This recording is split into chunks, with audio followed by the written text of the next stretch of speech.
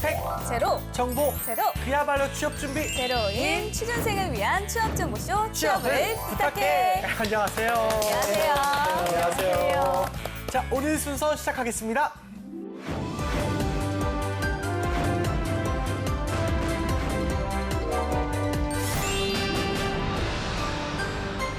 단톡방 스터디 뉴스 톡입니다. 톡입니다. 네, 오늘도 굿모닝 SNS 기상 퀴즈를 하는 단톡방 친구들과 함께 진행해 보도록 하겠습니다. 함께 해주실 뇌생남 이시안쌤 그리고 김예은 학생과 함께 할게요. 어서 오세요. 안녕하세요.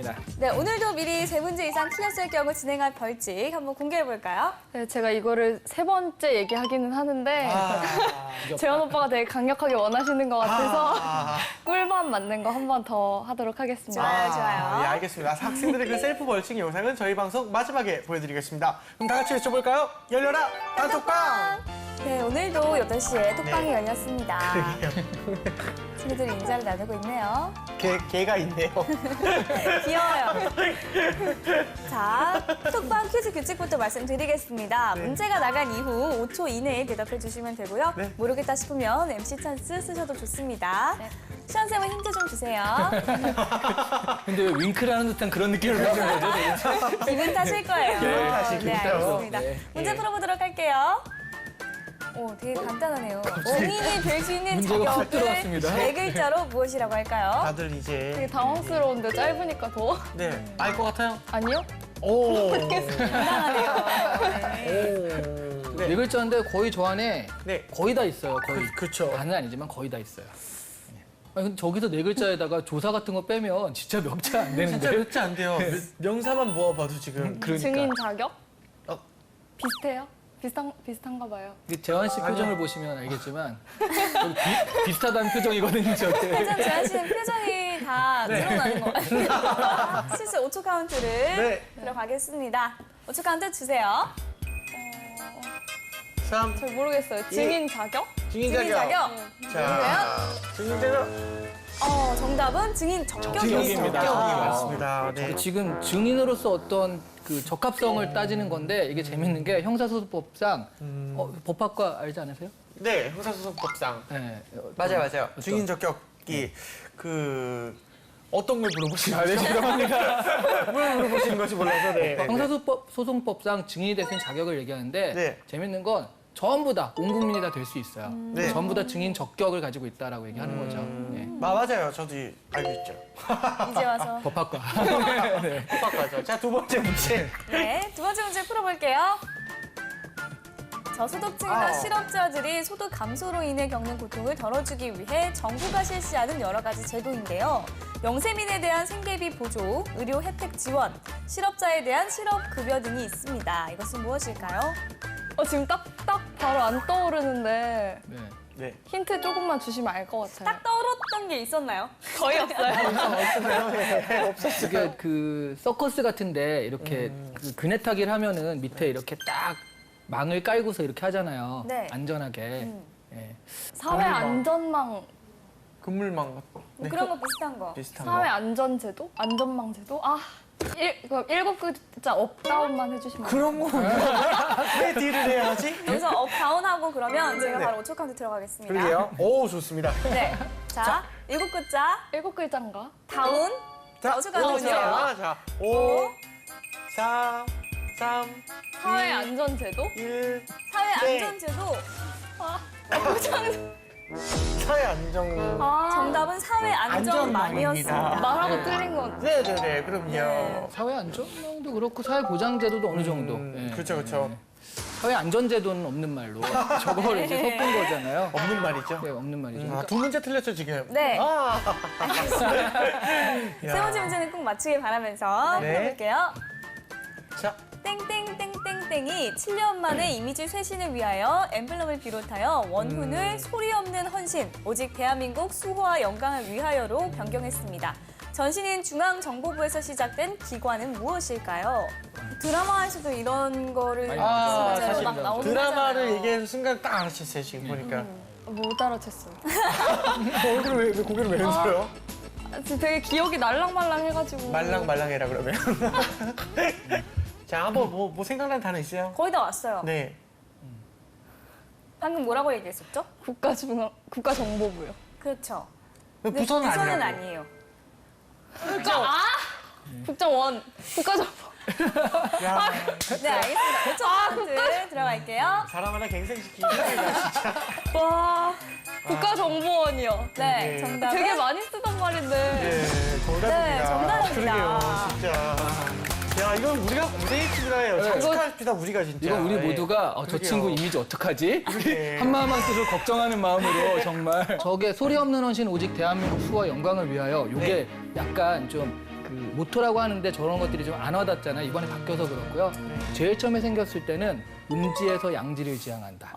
이런 거 좀 유명한 말이 있잖아요. 예. 그런 식으로 뭐 정보가 국력이다. 이런 식의 그 모토를 썼다가 지금은 저렇게 바뀌었다고 하죠. 소리 없는 헌신. 알겠습니다. 알겠습니다. 자, 이렇게 해서 네 번째 문제를 이제 풀어볼 텐데요. 네.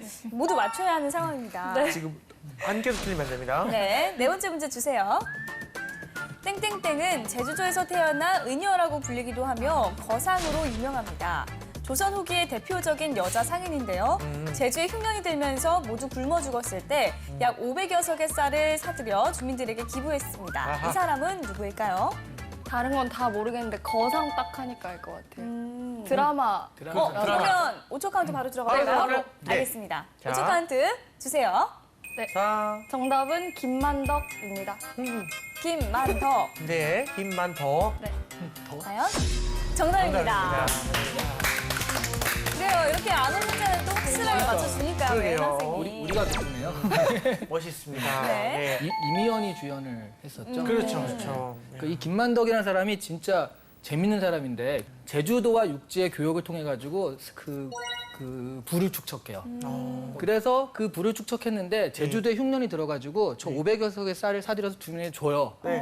그러니까 우와 대단한 여자라고 해서 네, 네. 그 임금이 너 정말 대단한 사람이니까 벼슬도 주고 그다음에 소원이 뭐냐 했더니요. 네. 소원이 금강산 구경을 한번 해보는 것이다. 근데 이게 왜 중요한 거냐면 중요하다기보단 재밌는 거냐면 그 당시에 제주도에선 여자가 섬을 떠나면 안 됐대요.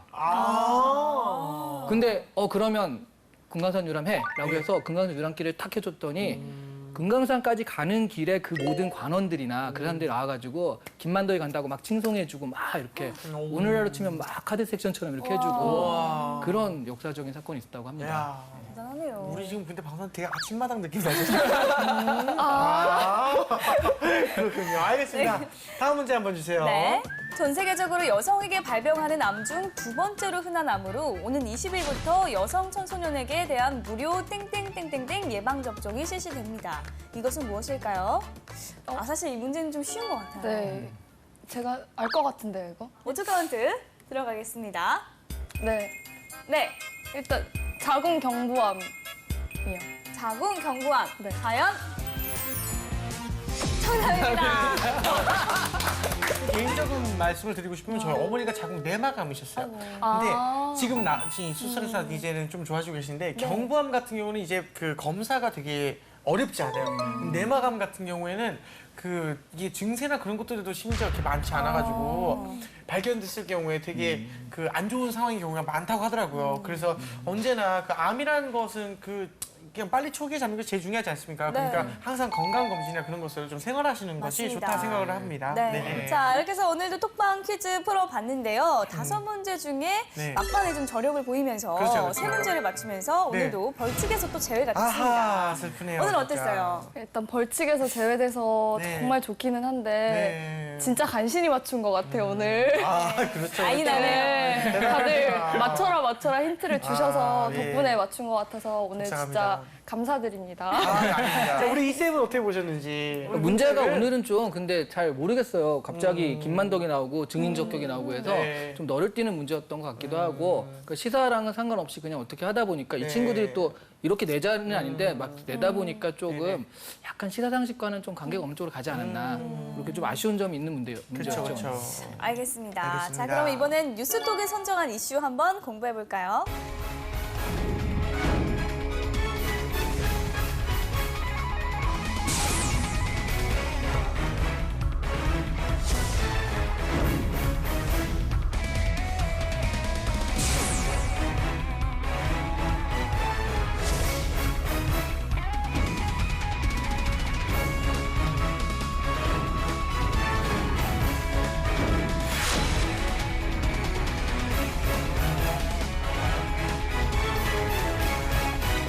네, 오늘의 이슈. 한국판 이칠 권리인 인터넷 자기 게시물 접근 배제 요청권 가이드라인이 시행이 됐습니다. 야.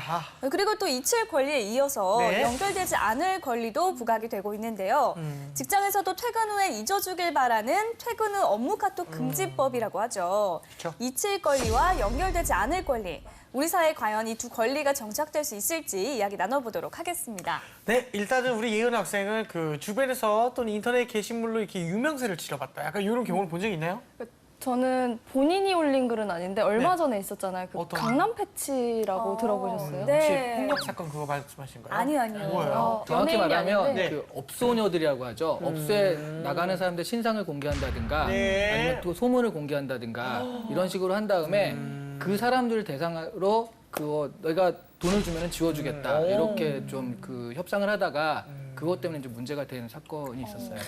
그런 일이. 네, 그래서요. 네, 본인이 원한 건 아니지만 어쨌든 그런 글로 오히려 곤욕을 치르게 된 경우를 봤습니다.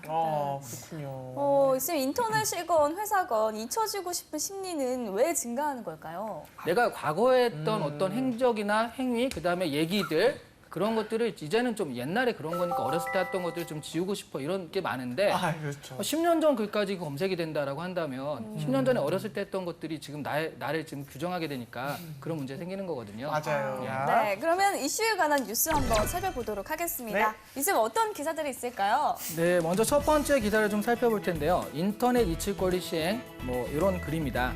네.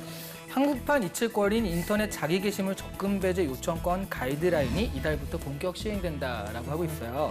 그러니까 내가 예전에 했던 게시물들은 지워달라라고 할 수 있는 그런 권리가 좀 보장이 된다는 얘기거든요. 기사를 보시면 인터넷을 사용하다 보면 생각보다 많이 내 게시물을 내가 지우지 못한 경우가 발생한다. 지식인의 댓글이 달렸다거나 네. 회원 탈퇴라던가 아니면 계정을 잊어버렸다거나 네. 사이트가 문을 닫은 경우도 내가 삭제할 수가 없다라고 하죠. 이럴 때 활용 가능한 제도가 접근 배제 요청권이라고 하는데 접근 배제 요청자는 먼저 게시판 관리자에게 이 같은 조치를 요구할 수 있고 대신 해당 게시물이 본인 게시물 사실을 스스로 입증을 하게 된다면 이런 부분들이 가능해진다라고 하고 있습니다. 두 번째 기사도 한번 알아볼까요? 알겠습니다. 네. 자, 두 번째는 이칠 권리 이어 나온 연결되지 않은 권리. 뭐 이칠 것도 그렇고요. 연결되지 않은 권리. 사실은 우리 보통의 일반인이라면 이칠 권리보다는 오히려 연결되지 않은 권리를 좀 더 관심 있어 할 텐데요. 예. 퇴근 이후 소셜 네트워크 서비스나 문자 메시지 등으로 업무 지시를 내릴 수 없도록 하는 연결되지 않을 권리를 담은 근로기준법 개정안이 국회에 발의가 되었다는 거거든요. 실제로 업무를 6시부터 9시까지, 그러면 안 되죠. 네네. 9시부터 6시까지. 예. 반대로 하면 큰일 나고요. 9시부터 6시까지 하는 사람들은 뭐 퇴근 이후로는 자기 생활이 있어야 되는데 네. 갑자기 8시에 오더니 뭐 김대리 그거 정리한 거 좀 보내. 네네. 뭐 이러면 안 보낼 수는 없잖아요. 그렇죠. 그렇게 되면 이게 퇴근한 거냐, 내가 근무를 하는 거냐 이런 식으로. 근데 이제 한국에서는 그런 부분들이 좀 너무 자연스럽게 되니까 오히려 이런 걸 좀 보장해달라 이런 얘기가 나온 거거든요.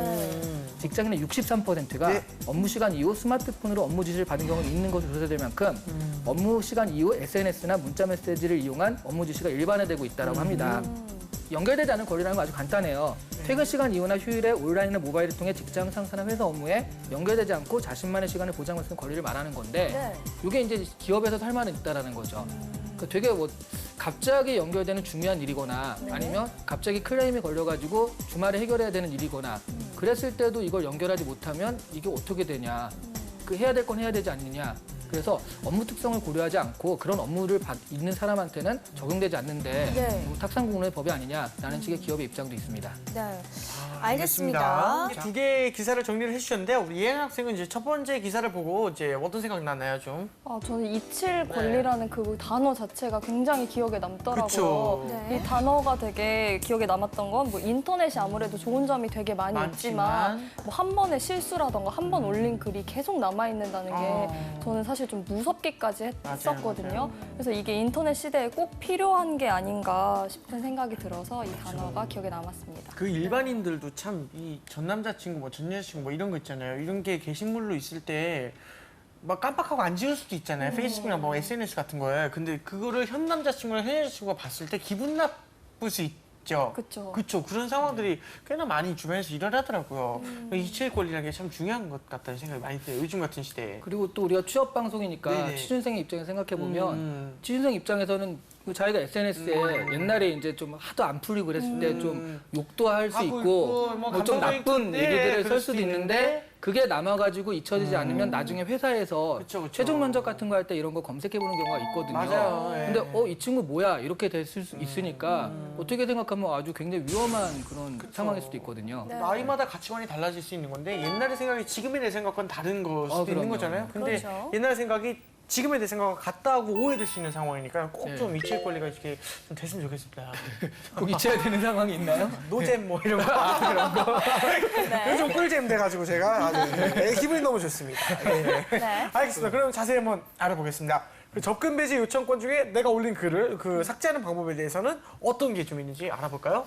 네, 일단 자기가 올린 글은요, 자기 요청을 하면 되거든요. 그 네이버 같은 경우에는 걷다가 그냥 내가 올린 글이니까 이게 중요한 건 뭐냐면 내가 올린 글이라는 걸 증명하는 거거든요. 그래서 URL이라든가 내가 올린 글이 맞다. 내가 올린 해당 게시판에 내가 게시했다라는 것들을 아예 올릴 수 있는 게시판이 준비되어 있습니다. 걷다가 올려달라고 하면 본인이 확인된다라고 한다면 그걸 없애준다고 하더라고요.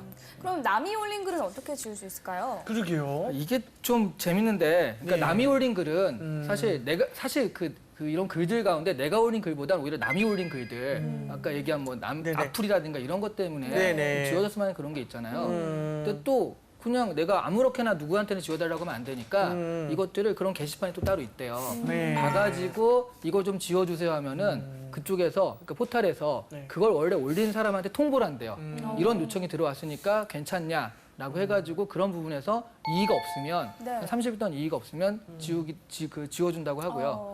뭐 이의를 하면은 그럼 이제 니네끼리 얘기해봐라. 이런 네. 식으로 중재를 하는 역할을 한다고 하더라고요. 알겠습니다. 알겠습니다. 이게 사실 문제는 이게 방법이 잘 실행이 돼야 된다는 것이잖아요. 근데 접근 배지 요청권 요거 하나로 이제 더 예의 바른 환경이 만들어질 것일까? 약간 이런 생각이 듭니다. 뭐 예의 바른 환경의 문제가 아니라 실제로 이게 실효성의 문제가 있는데, 그러니까 네이버나 다음 구글처럼 이런 그 포털 업체들이 이런 부분에 대해서 약간 미적지근한 반응을 보이고 있다는 거죠. 왜냐하면 내가 썼다라고 주장하지만 실제로 내가 쓴 건지 아닌 건지 뭐 내가 이렇게 올렸다고 해서 그게 증명이 되는 건 아니잖아요. 네. 게다가 또 이게 그런 글들이 서버가 해외에 있으면 한국에서 어떻게 할 수도 없는 거고, 네. 그럼 또 역차별 논란도 있고 해가지고 실제로 지금 포털 사이트들은 약간 이게 될 것인가라고 해서 미적지근한 반응을 보이고 있다고 하니까 앞으로 어떻게 될지는 시행하는 걸 좀 지켜봐야 될 것 같습니다. 알겠습니다. 그럼 이제 두 번째 기사도 우리 이현 학생 어떻게 봤는지 한번 말씀 부탁드려요. 저는 두 번째 기사를 보면서 네. 이 첫 번째 줄 좀 길긴 하지만 네. 이 첫 번째 줄이 사실 우리나라가 야근도 많고 업무량도 많고 되게 일을 많이 하는 걸로 좀 유명하잖아요. 근데 아시아 최초로 뭐 이런 논의가 시작됐다는 것 자체도 좀 놀라웠고 이 기사 전체의 핵심 내용이 아닌가 싶어서 기억에 남았습니다. 네, 그러면 두 번째 기사도 자세히 알아보도록 하겠습니다. 네. 먼저 퇴근 후에 업무 카톡 금지법. 여러 가지 장단점이 좀 있을 것 같아요. 어떤 게 있을까요? 일단 뭐 장점은 당연히 일단 퇴근을 하면 내 시간이 보장될 수 있겠다라는 희망이 생긴다는 거거든요. 물론 이걸 한다고 해서 반드시 되리라는 건 없겠지만 네. 제가 아는 어떤 회사는 한 300명 정도가 근무하는데 그 회장님이 모두 다 단톡방에 다 들어와 해서 300명이 단톡방에 다 들어와 있대요. 세상에. 그러니까 거기서 누가 이게 올리면 사실 거기다가 말단 사원이 올릴 건 아니잖아요. 네. 높은 사람이 딱 올리게 되거든요.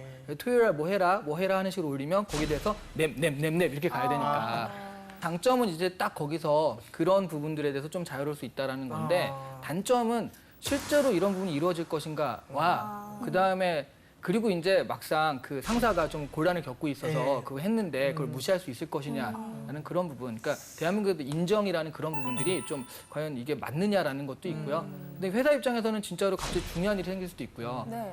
가령 홍보 파트를 맡은 사람은 홍보를 하는데 갑자기 뭐 내가 기업의 홍보인데 그 부정적인 이슈가 갑자기 주말에 터질 수도 있잖아요. 그렇죠. 그래서 이걸 막아야 되는데 연락이 안 됐어. 혼자서 낚시한다고 딱 끊어놓고 이러고 있었으면 오면 이미 일이 끝나 있으면 하루 이틀 사이에 이게 굉장히 달라지는데 네. 그런 면에서는 좀 뭐 실효성은 좀 그 의심되는 그런 법이라고 할 수 있을 것 같아요. 네, 정말 궁금하긴 해요. 이 자이든 타이든 워커홀릭이 많은 우리나라에서 과연 실현이 가능할까요?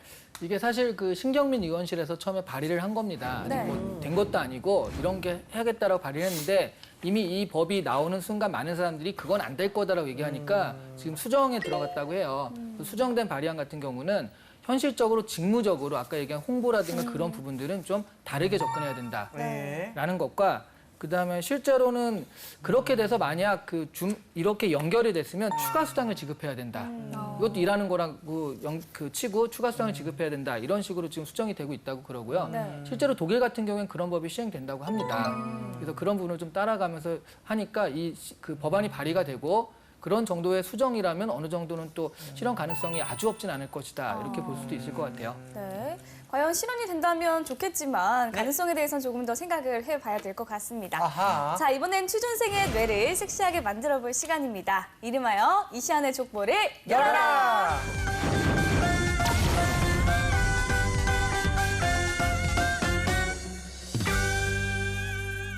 네, 오늘도 족보 열어주실까요? 네, 열어보겠습니다. 네. 짜라란. 자신이 회사 사장이라면 회사 내 SNS 사용을 금지할 생각이 있는가? 네, 자 오늘도 실전 면접처럼 진행을 해보도록 하겠습니다. 예은 학생 준비됐나요? 네, 퇴근 후에 SNS 이용을 금지하는 법안이 나온 것은 퇴근 후에 메신저를 이용해서 업무를 주고 또 그로 인한 스트레스가 많기 때문이라고 생각을 하는데요. 근데 회사 내에서 업무를 하는 중에 SNS, 이런 메신저를 이용해서 소통을 하는 것은 일하는데 어떻게 보면 당연히 꼭 필요한 부분이고 편리함을 위해서 있어야 한다고 생각을 합니다. 그래서 제가 만약에 회사 사장이라면 당연히 업무상 편리하고 유용하기 때문에 금지하지 않을 거라고 생각합니다. 근데 사실 지금 이런 문제를 낸 거는 업무상 이걸 한다는데 사장이 이거를 싫어하면서 하진 않을 거잖아요. 그러니까 네. 전제가 좀 잘못됐는데 이 SNS가 업무가 아닌 아주 사적인 용도로 주로 쓰이고 있다. 대부분이 또 그렇거든요. 그래서 회사마다 네이트온을 좀 차단한다든가 그런 것도 있었고 예전에는 싸이월드가 회사에서 안 되는 경우가 되게 많았어요. 그런 식으로 사실 이런 것들을 좀 다르게 악용하는 경우, 악용이라기보단 그 여가 시간처럼 이렇게 사용하는 경우가 많아서 그런 거지 뭐 업무 시간에 사용한다는 걸 전제하는 건 아니거든요. 그럼 다시 한번 얘기를 좀 해볼게요. 이런 부분에 대해서 그러니까 SNS를 이런 식으로 그냥 여가를 쓴다거나 이렇게 했을 때 그런 부분이 많다라고 하면 금지하겠습니까? 안 하겠습니까? 업무에 전혀 사용을 하지 않고 사적인 부분. 왜냐하면 그게 그 회사마다 자기 안에서 쓰이는 메신저나 다 있어요. 그걸 쓰면 되거든요. 만약에 그런 경우라고 한다면 업무 시간 내에는 회사에서 정말 쓸 수 있는 회사 SNS만 열어놓고 나머지는 쓰지 않도록 얘기하는 것이 바람직하다고 생각합니다. 그러면 개인의 자유권이라는 거 너무 침해하는 게 아니냐라는 거죠.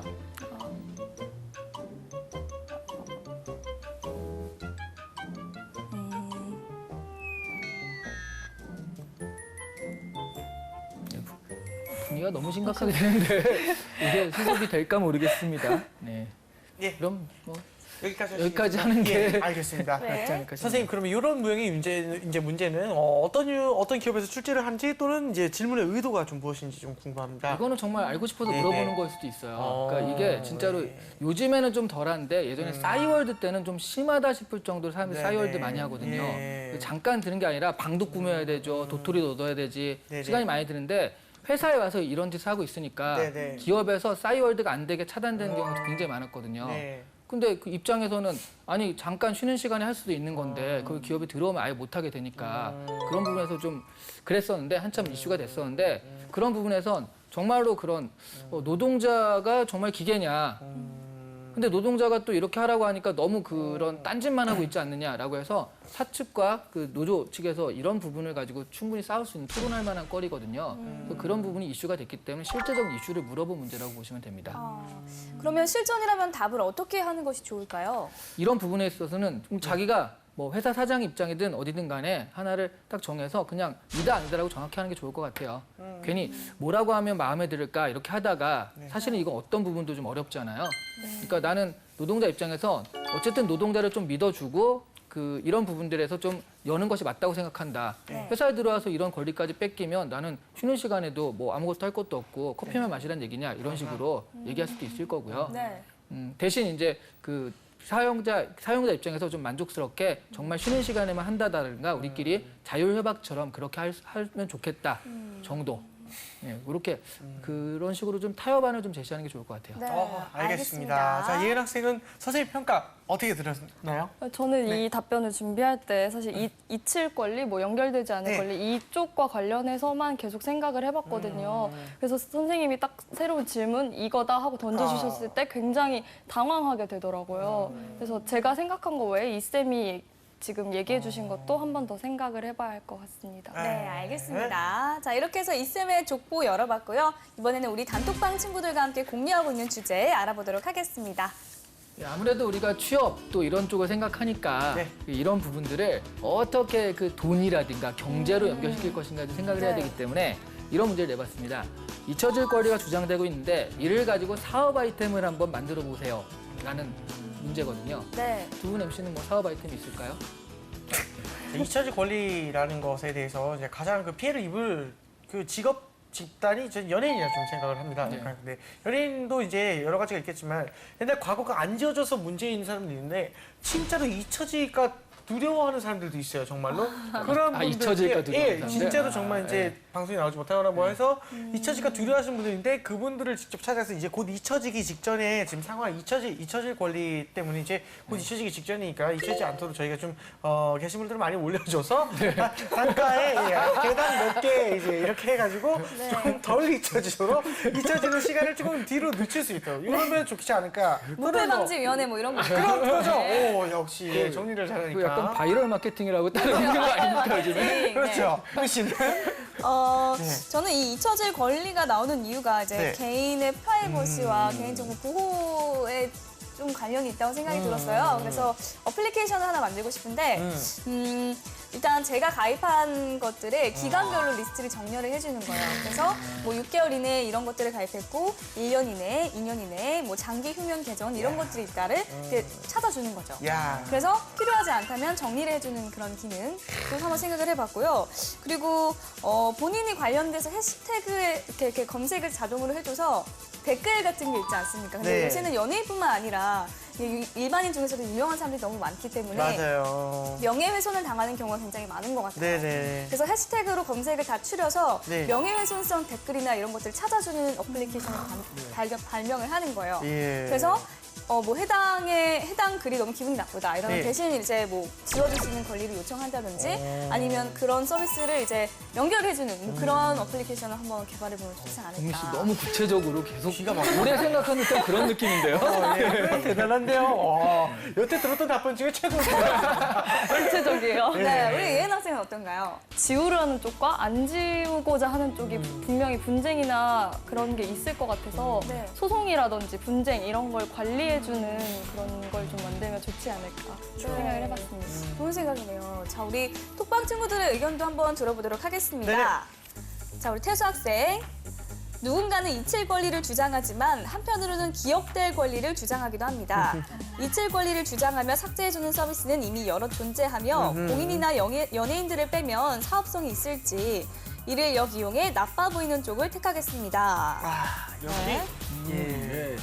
일반적이지 않아요, 이 친구는. 부정적인 걸로는 최고. 네거티브한 예. 쪽으로는 천재적이다라고. 그렇죠. 습관적 있죠. 네. 자, 우리 온유 학생. 인터넷상 글, 사진, 동영상 자료와 모바일의 문자 및 통화 기록을 지워주는 서비스. 만약 불가능할 경우에는 그 정보들이 유포되지 않을 권리를 대변해주는 법률 서비스. 자, 그리고 다혜 학생. 네. 잊혀질 권리와 달리 이에 반대되는 내용의 사업. 잊혀질 권리가 주장되지만 이에 반대되는 내용이 더 많은 수익을 올릴 것이다. 구글처럼 사이트 저장소가 되어 전혀 지워지지 않는 그런 정보 보관소를 사업에 이용하자. 네, 유실 학생. 현대판 반촌을 만들 것이다. 디지털 기록을 모두 없애는 것은 불가능하다고 생각한다. 그 대신 잊혀지고 싶은 기억을 가진 사람들이 모여 사는 타운을 만들고 싶다. 자, 그러면 네. 베스트 댓글 한번 선정해 볼까요? 선생님 선정해 주세요. 저는 사실 이게 이 문제 자체가 저거 문제였거든요. 사업 아이템을 만들어 보라였는데 사실은 그냥 이거 자체로는 제가 보기에도 사업 아이템이 많이 될 것 같지는 않아요. 아, 그래요? 그나마 좀 네. 사업적으로 할 만한 게 예. 온유 학생이 온유 학생. 그러니까 만약 불가능할 경우에는 그 정보를 유포되는 권리를 대변해주는 법률 서비스에서 네. 이런 것들을 의뢰할 정도면 사실 이게 굉장히 급한 거니까 네. 충분히 돈을 낼 만한 어떤 마음이 되어 있는 거거든요. 그런 분들한테 오히려 대응해가지고 아예 그 대응 서비스까지 법률적으로 제공해주겠다라고 하니까 조금 사업적으로는 그나마 이게 좀 괜찮지 않을까 싶네요. 알겠습니다. 자, 우리 온유 학생이 베스트 댓글로 선정됐습니다. 축하합니다.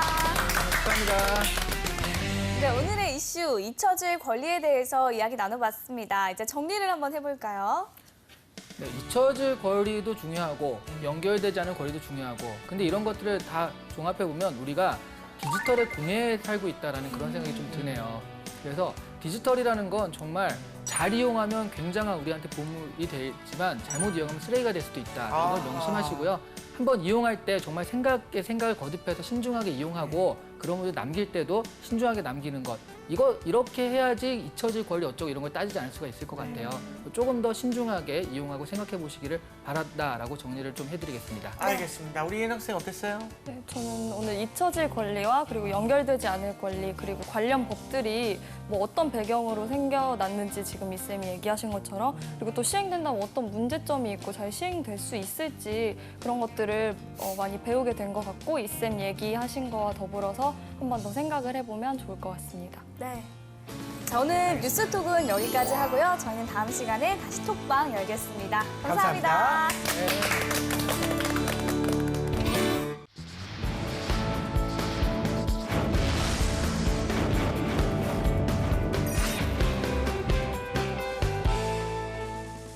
청년 실업률이 12% 선을 넘어서 역대 청년 일자리를 최고치를 늘리겠다는 기록했습니다. 정책이 많았지만 취업난 대학 졸업식이 그대로였습니다. 있었던 달인데 참 안타까운 현실입니다.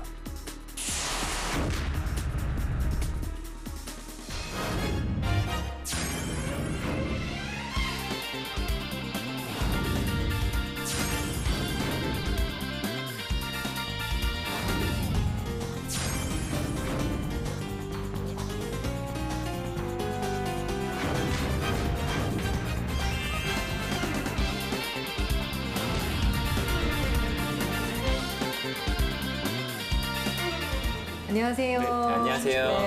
안녕하세요. 드디어 휴가를 꿈꾸게 되는 그런 계절이 왔어요. 아, 네네. 휴가 계획 세우셨어요? 저는 이미 벌써 가족들과 휴가를 다녀왔습니다. 벌써 다녀오셨어요? 약간 이제 여름철이 좀 지나면 약간 아. 바빠지는 시기가 도래를 해서 와. 그때 안 가면 못 갈 것 같아서 어디 미리 좀 다녀오셨는데? 다녀왔습니다. 뭐 괌 다녀왔습니다. 괌. 네, 네. 괌. 부럽습니다. 벌써 이렇게 다녀오신 분들이 계시고 또 새로 뵙는 분이 계신데 저희 휴가 얘기해서 좀 죄송스럽네요. 아닙니다. 안녕하세요. 휴가 네. 얘기하니까 저 역시 빨리 선생님처럼 다녀왔으면 지금쯤 더 활기차게 여러분들은 뵀을 텐데 아직 휴가를 못 가가지고 약간 좀 지쳐 예, 계시는구나. 약간 지쳐 저도 그래요. 빨리 가요, 우리. 예, 저도 역시 우리 김 선생님처럼 이제 취업 관련해서 업무를 좀 보고 있고요. 네. 저희 잡드림 연구소 그리고 이 취업 단기라는 곳에서 이 취업 컨설팅 업무를 하고 있는 강민혁이라고 합니다. 잡드림 연구소? 네. 되게 멋있는데요, 이름이? 일단은 이름만 멋있다라는 말을 많이 들어봤고요. 선생님도 멋있는데요? 감사합니다. 거기는 다 이렇게 잘생긴 분들만 계십니까? 일단 덕담으로 시작하시는 분들이 대부분 다 우리 취업을 관리하시는 선생님들의 공통점인 것 같아요. 겸손하기까지 하세요. 진실을 얘기하는 건데 본인에 대한 외모 아주 훌륭하십니다. 일단 제가 오늘 너무 감사드리고요. 저희 칭찬도 해주셔야죠. 저희 첫인상이 좀 어땠습니까? 두 분 되게 프로 같으세요. 방송하시는 네. 전문 프로 같으시고 네. 기본적으로 저보다는 그래도 연배가 있을 것 같은데 하는 내공을 보니까 또 실질적으로 뵈니까 또 저 또래 같기도 하고 너무 나갔나요? 왜 그게 나간 거죠? 또 나갔는데?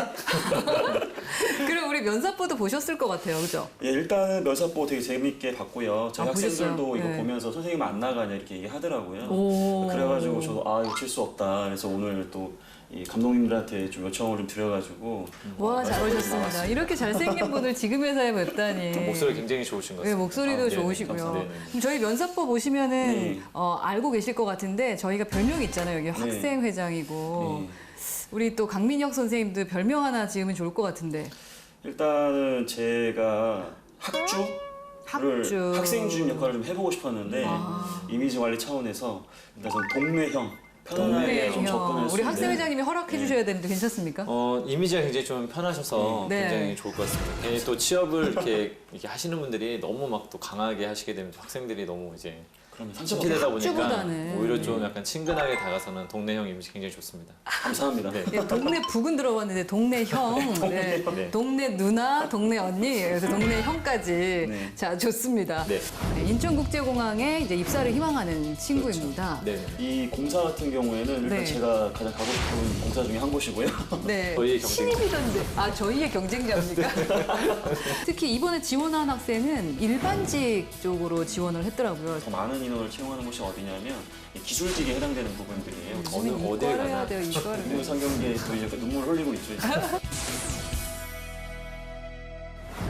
다행인 건지 정말 신기하게도 오늘 저희에게 컨설팅을 받고자 하는 학생이 우리 휴가랑 관계 있는 그렇죠 그런 데 지원을 하신 친구예요. 네네. 인천국제공항. 네, 예, 그렇죠. 인천국제공항에 이제 입사를 희망하는 친구입니다. 그렇죠. 네네네. 이 공사에 대해서 좀 준비를 해오셨다고. 이 공사 같은 경우에는 일단 네. 제가 가장 가고 싶은 공사 중에 한 곳이고요. 네. 저 고향이 제주도예요. 오. 네, 그래서 이제 저 두 분과 좀 같은 세대로서 예전에는 김포공항에 굉장히 입사하고 싶었거든요. 근데 지금 세대들에게는 사실은 이제 해외로 나가는 첫 번째 관문이기 때문에 이 인천국제공항 공사가 굉장히 친근하게 좀 느껴질 겁니다. 네, 그만큼 아직 공사가 설립된 지 얼마 안 됐어요. 그래서 1999년도에 설립이 좀 됐고요.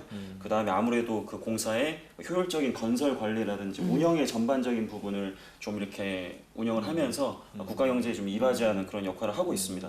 네. 자본금 같은 경우에는 뭐 3조 6천억 정도가 좀 되고 있고요.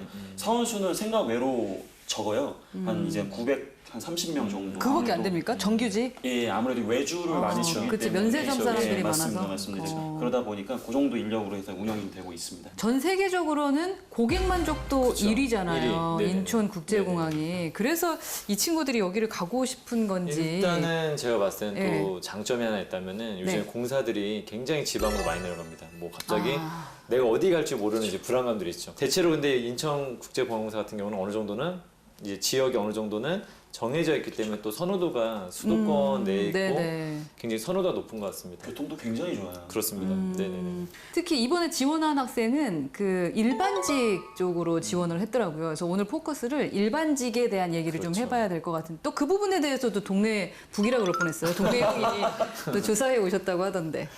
일반 사무직 같은 경우 인턴과 좀 다르게 열린 네. 채용이 굉장히 지향이에요. 아무래도 이 공사가 인기가 좀 좋은 게그 열린 채용이라든지 그렇죠. 이런 부분을 하다 보니까 더 많은 사람들이 지원을 하고 있는데 열린 채용이 뭐예요? 일단 이 부분에 대해서는 또 우리 선생님께서 준비하신 게 뭐 있으니까 열린 채용이라면 일단 우리 가장 이제 맨날 강조했던 그 뭐 탈스펙가 좀 탈스펙. 연관되어 있고 그다음에 공기업에서 가장 우리가 빼놓지 않고 알아야 될 키워드 중에 하나가 NCS. 네네. 그래서 이런 부분에서 대체로 국가 정부 내에서 어떤 기조 자체가 어떤 학력이라든지 어떤 경력이라든지 학력, 뭐 어떤 경력. 자격증이라든지 이런 거에 너무 속하지 않고 좀 더 누군가 능력이 있거나 직무 경험이 있으면 누구나 좀 응시할 수 있는 어떤 모델로 좀 많이 바꾼 게 NCS라고 좀 보시면 될 것 같고요. 그래서 지금 현재 인천국제공항공사 같은 경우에도 어떤 특별한 자격 조건은 없습니다. 다만 이제 인천국제공항공사 같은 경우에는 외국인들이 많이 오고 가는 장소이기 때문에 토익 점수를 800점 이상으로 하는 거에는 특별한 어떤 자격 기준은 없는데 현재 지금 인턴을 채용하고 있는데 현재는 34세 미만. 근데 정규직 같은 경우는 상관없습니다.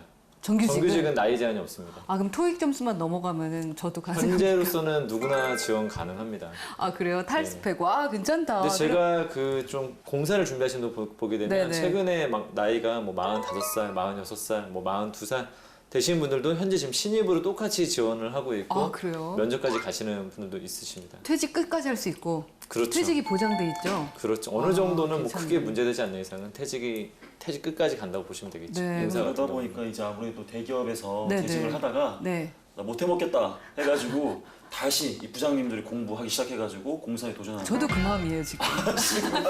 저도 아, 그럼 가능한 겁니까? 그럼 우리 지금 이번에 신청하시는 그 학생 같은 경우는 저희의 경쟁자. 신입이던데. 아, 저희의 경쟁자입니까? 대학 졸업하고 바로 들어가는 친구들한테 뭐 어떤 준비해야 될 게 있는 건가요, 그러면? 좀 그들에게 불리한 거 아니에요? 어떤 경력 있기가 어렵잖아. 일단은 네. 기본적으로 그 NCS에서는 그래도 어느 정도는 직무 경험인 사람들이 일단 유리할 수 있겠고요. 다만 그럼 대학생들 같은 경우는 직무 경험이 없기 때문에 그래서 뭐 어쨌든 간에 뭐 동아리 활동이든지 간에 뭐 아르바이트 활동이든 간에 기존에 자기가 어떤 다양한 활동 속에서 그런 역량들을 보여준다면 크게 제가 볼 때는 문제될 것은 없을 것 같다는 생각이 좀 들고요. 네. 네네. 경쟁이 어떻게 돼요? 면접 볼 때? 몇 대 몇이에요? 일단은 뭐 일반직 같은 경우에는 이제 5급 정규직으로 이제 지원을 많이 할 텐데 그럼 요즘에 막 몇만 명 몰리고 막 몇만 대 1 막 이런 거예요? 몇만 대 1까지 가면은 큰일, 몇만 대나 큰 원성을 받을 것 몇백 대 같고요. 1인가? 보통 이제 수백 대 1의 경쟁률을 네. 자랑한다라고 얘기를 많이 해요. 근데 아까도 얘기했지만 이 인천국제공항공사 같은 경우에 워낙에 가고 싶은 기업 1위에 해당될 정도로 많은 지원자들이 몰리고 열린 스펙을 뭐 아까 얘기했던 뭐 탈스펙을 지향한다고 하더라도 실질적으로 고스펙을 가진 지원자들이 굉장히 많이 지원할 것 같은 그런 이미지예요. 그러다 보니까 학생들이 좀 덜 지원하는 경향이 있는 건 몇 맞지만 명을 뽑습니까? 그럼 00명을 뽑는다로 나와 있어요. 00명? 예, 00명. 이게 11명일 수도 있고 99명일 수도 있는데 얄밉다요. 좀 얄미울 수도 네. 있거든요. 하지만 기업에 이제 제가 인사 업무를 해본 입장에서 말씀을 좀 드리면 현실적으로 이거를 딱 픽스하기가 굉장히 어려워요. 그렇기 때문에 우리는 이것을 좀 희망적인 관점으로 봤을 때 그래도 50명 이상 뽑지 않을까라는 기대감으로 지원하고 괜찮은 있습니다. 인재면은 원래 50명이었는데 51명을 뽑을 수도 있다. 예, 그럴 수도 있죠. 네. 그렇게 실제로 들어보셨어요? 그렇다고? 네. 실제로 그렇게 채용을 진행해 본 적이 진짜 있어요. 실제로. 예, 실제로. 제가 너무 당황스럽게 했죠. 죄송합니다. 아닙니다. 근데 그 일반직이 하는 일이 구체적인 게 어떤 겁니까? 크게는 이 채용 공고상에 네네. 우리가 이제 흔히 인문성 경기 학생들이 지원할 수 있는 경영직군, 경영. 매니지 쪽을. 예, 그 안에 백오피스에서 이제 업무를 보는 거죠. 마케팅이 있을 수 네네네. 있고 경영 전략, 회계, 네. 자산관리 쪽, 그다음에 행정과 관련된 업무도 있습니다. 예를 들어서 뭐 법에 오피스에 관련된- 앉아서 근무하시는 분들이 그쵸. 많으신 그런 거구나. 분들이 이제 우리가 예. 흔히 이제 사무직이라고 얘기를 하죠. 네네. 근데 그분들 외에 더 많은 인원을 채용하는 곳이 어디냐면 이 기술직에 해당되는 부분들이에요. 왜냐하면 그 공항을 실제 관리하려다 보면은 뭐 토목이라든지 시설물 관리라든지 이런 기술 쪽 관련된 관제 쪽 이런 부분이 굉장히 특화되어 있기 때문에 그럼 문과 쪽만 아니더라도 이과 쪽도 충분히 그럼요. 이과가 더 많습니다. 이과가 더 예, 많습니다. 이과. 요즘에 어느- 어딜 이과를 해야 가나. 돼요. 이과를. 인문성경계에 또 이제 눈물 흘리고 있죠. 이제. 그럼 NCS에 대해서도 조금 자세하게 좀 얘기를 들었으면 좋겠거든요. 물론 학생들 다 알고 있겠지만 네. 자세하게 좀 간단하게. NCS 중에 요즘에 키워드 중에 하나가 또 무엇이냐면 그 KSA라는 표현이 있습니다. KSA가 마크 뭐냐면 이제 이런 거. 난리지. 난리지 어떤 해당 분야에 대한 직무 지식, 그다음에 스킬, 해당 직무에 대한 어떤 기술적인 부분들, 그다음에 에리튜드 해가지고 어떤 태도까지 요 세 가지에 대한 부분이 명확하게 나와 있습니다. 어떤 해당 직무에 그 지원자가 갖고 있어야 되는 지식과 기술과 그다음에 어떤 태도적인 태도. 부분까지 나와 있기 때문에 학생들은 항상 저는 그런 부분을 많이 보라고 합니다. 많이 보고 그런 부분에 좀 더 맞추어서 본인이 걸맞는 사람이라는 것을 좀 더 많이 보여주어라. 그럼 NCS는 필기 시험을 봅니까? 필기 시험도 있고요. 네. 그다음에 자기소개서에도 반영이 되어 있고 면접에도 반영이 되어 있어요. 그러니까 이 기술과 태도를 글로만 한다는 게 필기 시험으로 한다는 게 좀 이상해서. 예를 들어가지고 아까 얘기하신 것처럼 이 KSA 말 그대로 이런 부분을 이 NCS 안에 굉장히 많이 담아놨거든요. 근데 NCS 같은 경우에 사실은 일반 사기업 입장에서 보면 과거 한 20년 전부터 이미 관련된 역할들을 수행을 했었어요. 근데 이번에 정부가 참 잘한 게 이걸 굉장히 디테일하게 풀어놨다라는 것은 제가 봤을 때 그 정부에서 좀 잘한 것 같아요. 그리고 나서 실제 채용 단계에서도 이러한 부분을 좀 강제적으로라도 많이 반영하려다 보니까 어떻게 보면 우리 학생들 입장에서 보면 굉장히 좀 표준화된 표준이 생겼다기 부분이 우리가 봤을 때 굉장히 큰 창구가 되는 거죠. 그러니까 대학에 들어갈 때 EBS를 봐라. EBS 교재로 공부해라. 이런 그런 거랑 교재가 될 수 비슷하게. 있다라는 그렇게 있었죠. 비슷하게 예, 그렇죠. 이제 입사를 하기 전엔 NCS. 그리고 시험에서도 굉장히 큰 많이 차이가 났는데 옛날 같은 경우는 좀 약간 이제 공시 페인이라는 말도 굉장히 많았습니다. 그래서 네네네. 공기업을 준비한 친구들이 제 주변에도 이전에 뭐 2년, 3년 동안 준비했는데 필기 시험을 넘지 못해서 가지 그러니까. 못했던 네. 친구들이 범위가 많고 너무 넓어서. 그렇죠. 네.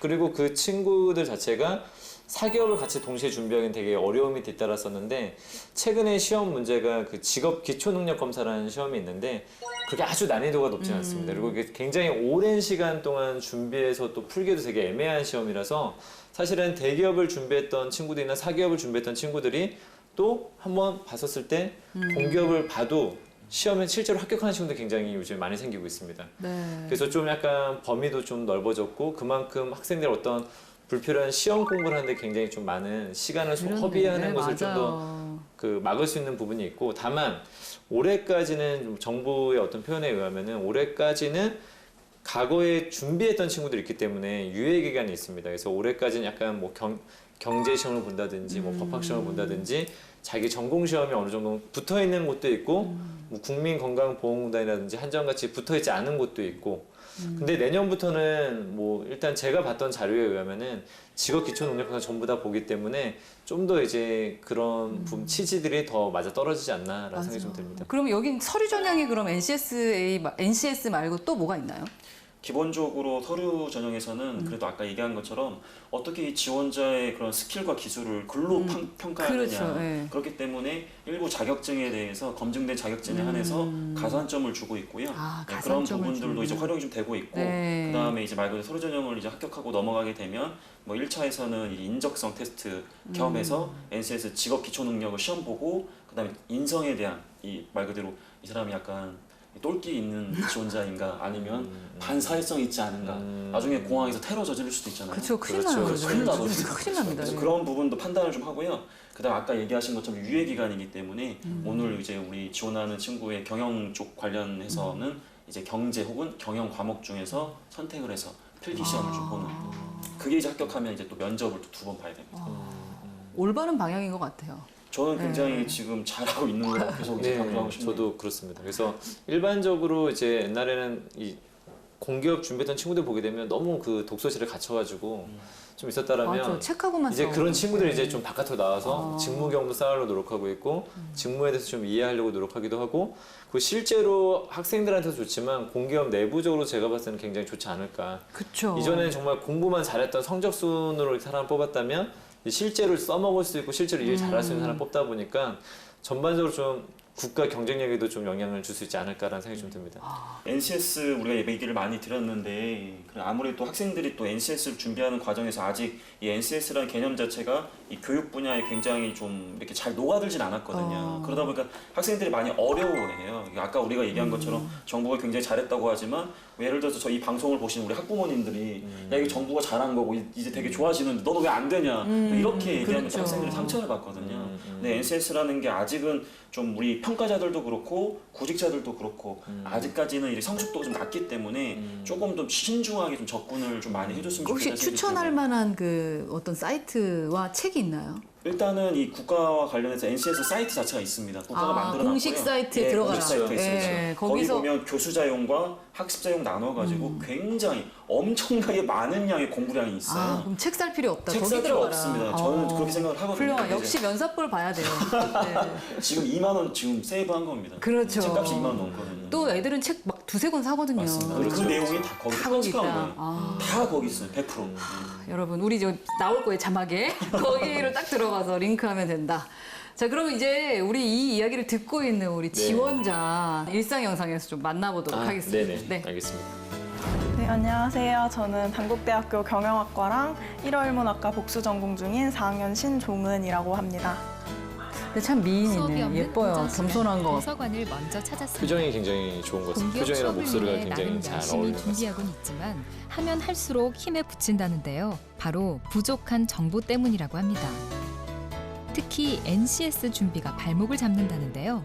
아무래도 NCS 같은 경우는 문제를 많이 풀어보는 게 제일 중요한 것 같아요. 그 문제를 많이 접해보고 좀 체득하는 그게 중요한 것 같아서 아무래도 이번 방학 때 좀 열심히 준비를 해봐야 될 것 같습니다. 전공 수업 시간이 끝나자마자 특강을 들으러 어디서 많이 보던 분이 나오시는데요. 한자라도 놓칠세라 노트북 자판을 쉴 새 없이 두드리고 있습니다. 왜 저기 가 계시지? 도서관과 강의실을 오가며 바쁘게 시간을 보내다 보니 어느새 해가 저물고 있습니다. 목표량의 공부를 다 끝내고 돌아가는 하굣길이라 그런가요? 발걸음이 한결 가벼워 보입니다. 시간이 많이 늦었는데 오늘 이제 마무리된 건가요? 네, 오늘 일정은 마무리돼서 이제 기숙사 가서 좀 정리 좀 하고 쉬려고요. 기숙사 가면 보통 뭐 해요? 대부분 학교에서 배운 거 복습하는데 오늘 같은 경우엔 특강 들어서 그거 관련돼서 정리하고 일본인 룸메가 있어서 일본어로 대화도 좀 하고 그래요.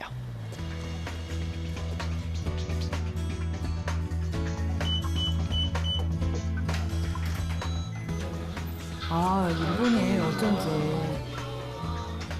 집에 있는 동안에는 일본어를 할 어머, 대화를 하며 저 지내고 친구 정말 훌륭하다.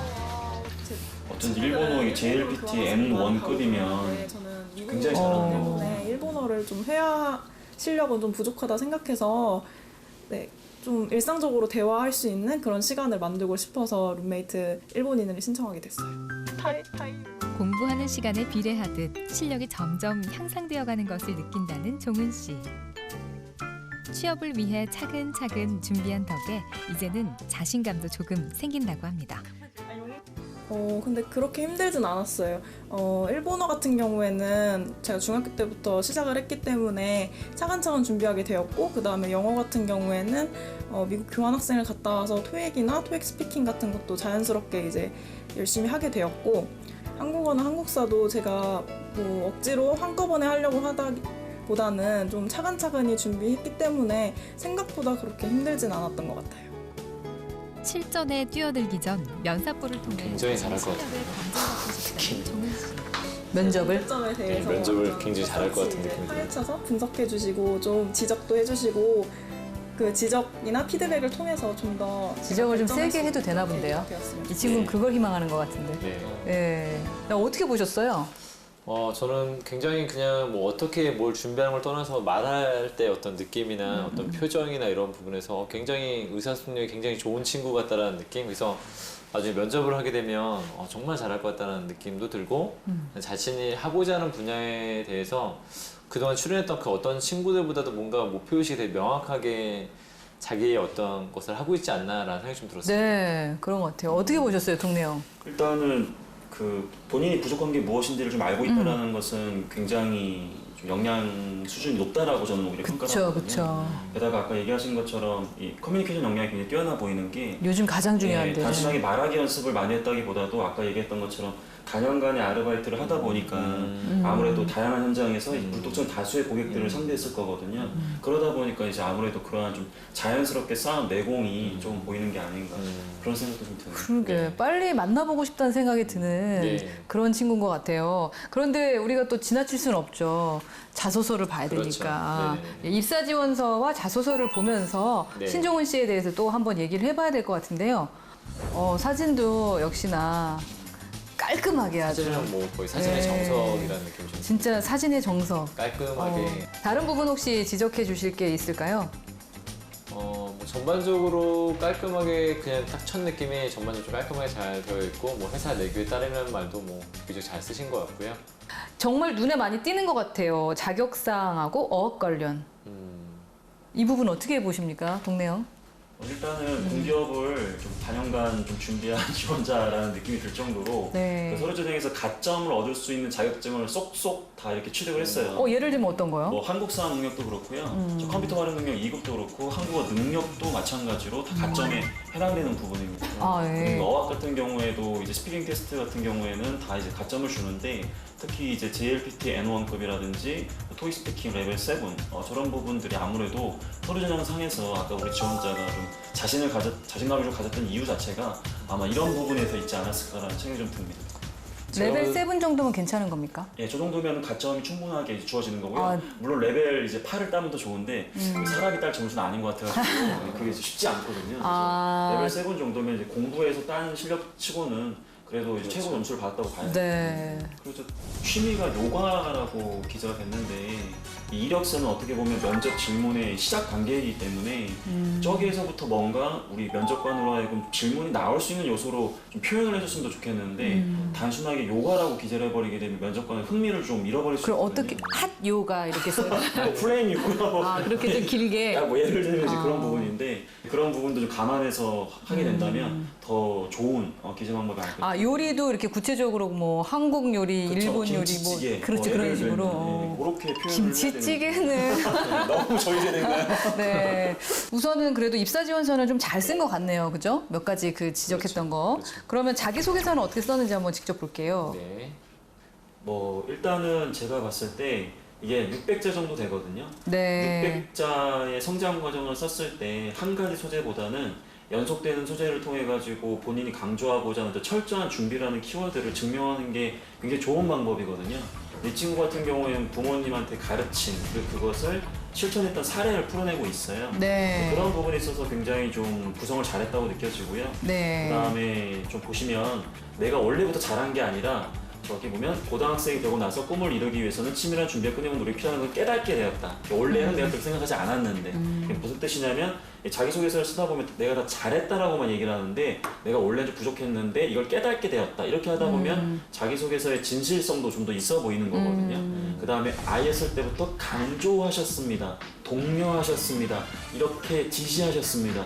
이렇게 수동적인 표현보다도 부모님이 어떠한 걸 보면서 자연스럽게 깨달았다는 능동적인 표현으로 기재를 해주시면 더 좋지 않았을까 그렇게 좀 느껴지는데 전반적으로 저는 이 친구 성장 과정 깔끔하게 충분히 이 정도면은 성장 과정으로만 봤을 때는 합격 자소서라고 저는 생각합니다. 이 정도는. 네. 다만 이런 것도 좀 어떤 기간이나 이런 데좀 조심을 하게 써야 되는 부분도 있습니다. 약간 부모님의 어떤 직업이 드러난다든지 이런 게 굉장히 얼굴에 많이 되는 문제가 될 소지가 있는 것도 있기 때문에 주의를 해야 되는 부분에 대해서도 있다라고 말씀드리고 싶습니다. 네. 자, 다음 것도 한번 볼게요.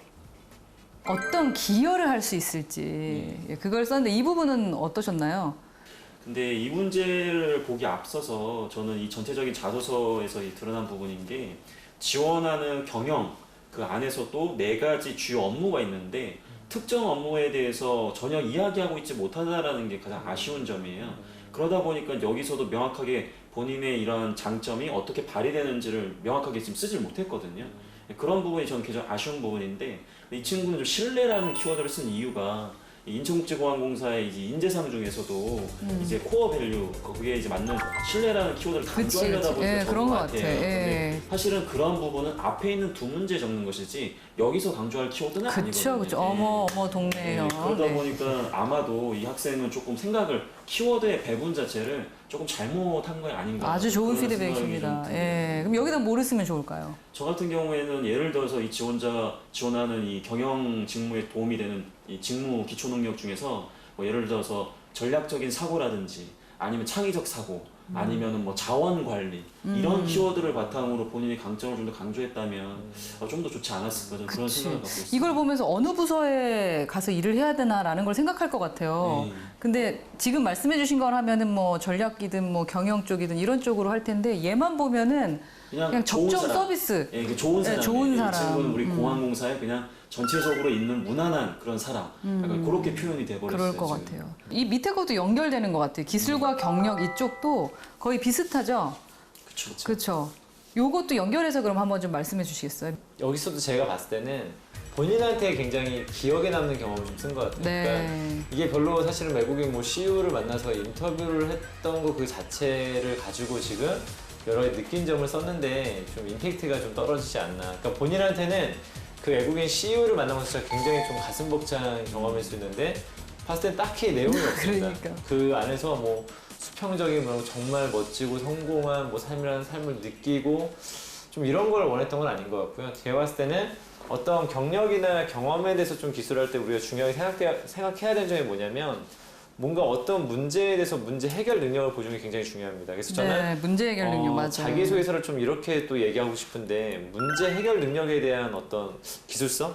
자기가 살면서 어떤 조직이든 동아리든 아르바이트든 인턴십이든 뭐 창업이든 무엇인지 간에 어떤 문제들을 어떻게 내가 해결했는지를 잘 보여주는 게 되게 중요합니다. 그래야지만이 이 사람이 좀 어떤 사람인지 이해할 수가 있는데 사실은 이걸 통해서 이 사람을 이해하기는 약간 좀 어렵지 않나. 그리고 글로벌 마인드에 대한 어떤 부분들이 이 사람을 만났던 것 자체 하나를 가지고 이야기하기에는 제가 좀 약하지 않나. 특히 글로벌 마인드는 너무 자주 쓰는 표현이라서 정말 쓰려면 특별한 내용을 써야 됩니다. 뭔가 내가 아프리카에서 있었던 뭐 일을 쓴다든지 우리가 실제로 경험하기 어려운 것들을 써야 되는데 어떤 이 사람이 갖고 있는 경험과 어떤 경력과 경험을 통해서 갖고 있는 문제 해결 능력적인 어떤 부분들, 역량들을 잘 표현하지 못하고 있지 않나 생각이 좀 듭니다. 네. 그러니까 글을 못 썼다는 건 아니에요. 글이 참 예쁘고 깔끔하게 글은 잘 썼는데 우리가 지금 글 쓰는 사람을 만나려고 하는 게 아니라는 거지. 그렇죠. 이 임무에, 이 직종에 정말 얼마나 걸맞는지를 지금 파악하는 시간이기 때문에 그 앞에 있는 기여에 대한 부분이나 이러한 기술적 경력은 조금 더 고객 중심, 그러니까 이걸 평가하는 사람의 그 중심에서 조금 사례를 구체적으로 해서 문제 해결 능력을 좀 정리했으면 좋겠다라는 말씀을 주셨습니다. 우리가 일상생활에서 너무 좋은 첫인상을 가졌기 때문에 그래서 더 많은 이야기를 했던 것 같아요. 이 친구 식자재는 굉장히 좋아요. 그쵸, 맞아요. 요리를 잘 못한 거야. 식자재가 굉장히 좋은데 요리를 지금 조금 미숙하게 한 거죠.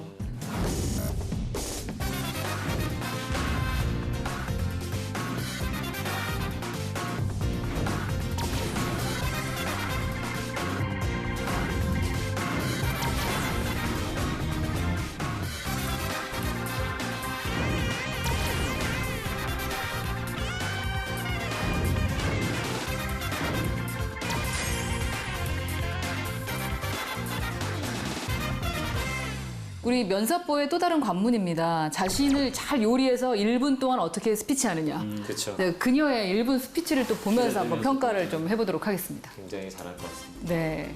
안녕하십니까. 이번에 인천국제공항공사에 지원하게 된 신종은입니다. 저는 인천국제공항의 모든 업무가 서비스에서 시작된다고 생각합니다. 그렇기 때문에 제가 대학생이 되었을 때부터 시작한 카페, 음식점, 화장품 판매 등의 아르바이트 경험을 통해서 고객의 입장을 생각하고 그들에게 어떤 식으로 서비스를 제공해야 되는지에 대해서 배울 수 있었습니다. 뿐만 아니라 복수 전공으로 선택한 일본어와 미국으로 한 학기 동안 다녀온 교환학생 경험은 다양한 나라의 친구들을 만남을 통해서 그들의 문화를 이해하고 가치관을 존중할 수 있는 계기가 되었습니다. 따라서 다양한 국적의 이용객들이 모이는 인천국제공항에서 최상의 서비스를 제공하기 위해서 좀 더 노력하고 싶습니다. 감사합니다. 아, 모두 다 1분 스피치 할 때 긴장을 하는 것 같아. 그죠? 카메라를 이렇게 정면 딱 보고 얘기하는 게 쉽지가 않죠. 그래도 뭐 깔끔하게 얘기해줬죠? 네, 제가 볼 때는 깔끔하게 정리해야 되는데 약간 왠지 아침에 찍은 듯한 느낌을 받았어요. 좀 피곤해 보여요. 목소리가 약간 잠긴 듯한 잠겨있고. 느낌을. 아까 영상에서 봤던 것보다는 조금 약간 목소리의 파워가 좀 떨어지지 않았나 생각이 좀 들었습니다. 처음으로 보셨던 우리 또 형. 굉장히 안정적인 방법을 택한 것 같아요. 그러니까 위험도보다는 굉장히 안정적으로 구성했고 안정적인 키워드 2개인 고객 제한 서비스와 글로벌 마인드를 지금 사례를 강조했거든요. 근데 저렇게 강조하는 거는 좀 뭐랄까 순탄하게 출발할 수 있는 가장 좋은 방법일 수는 있겠지만 눈엔 안 띄지. 눈에 안 띄죠. 그쵸. 그렇게 돼버리면 내가 그럼 굉장히 좋은 스펙을 갖고 있다? 그럼 이렇게 안 해도 굉장히 눈에 띄거든요. 근데 지금 굉장히 어떻게 보면은 경쟁자에 비해서는 평균 정도 스펙이라고 보여지기 때문에 묻혀버릴 수가 있어요. 그러면 처음에 각인 효과 단계에서 명확한 전략을 좀 취할 방법이 좀 고민이 돼줘야 될 것 같습니다. 네. 아, 저희가 이제 빨리 만나봐야겠구나. 아마도 신정은 씨도 저 방에서 저희를 보면서 이것 봐라, 이게 아닌데. 저희를 평가하고 있을 수도 저희를 평가하고 있을 수도 있어요. 자, 서로를 평가하는 시간을 빨리 가져보도록 하겠습니다. 면접 진행하도록 하겠습니다.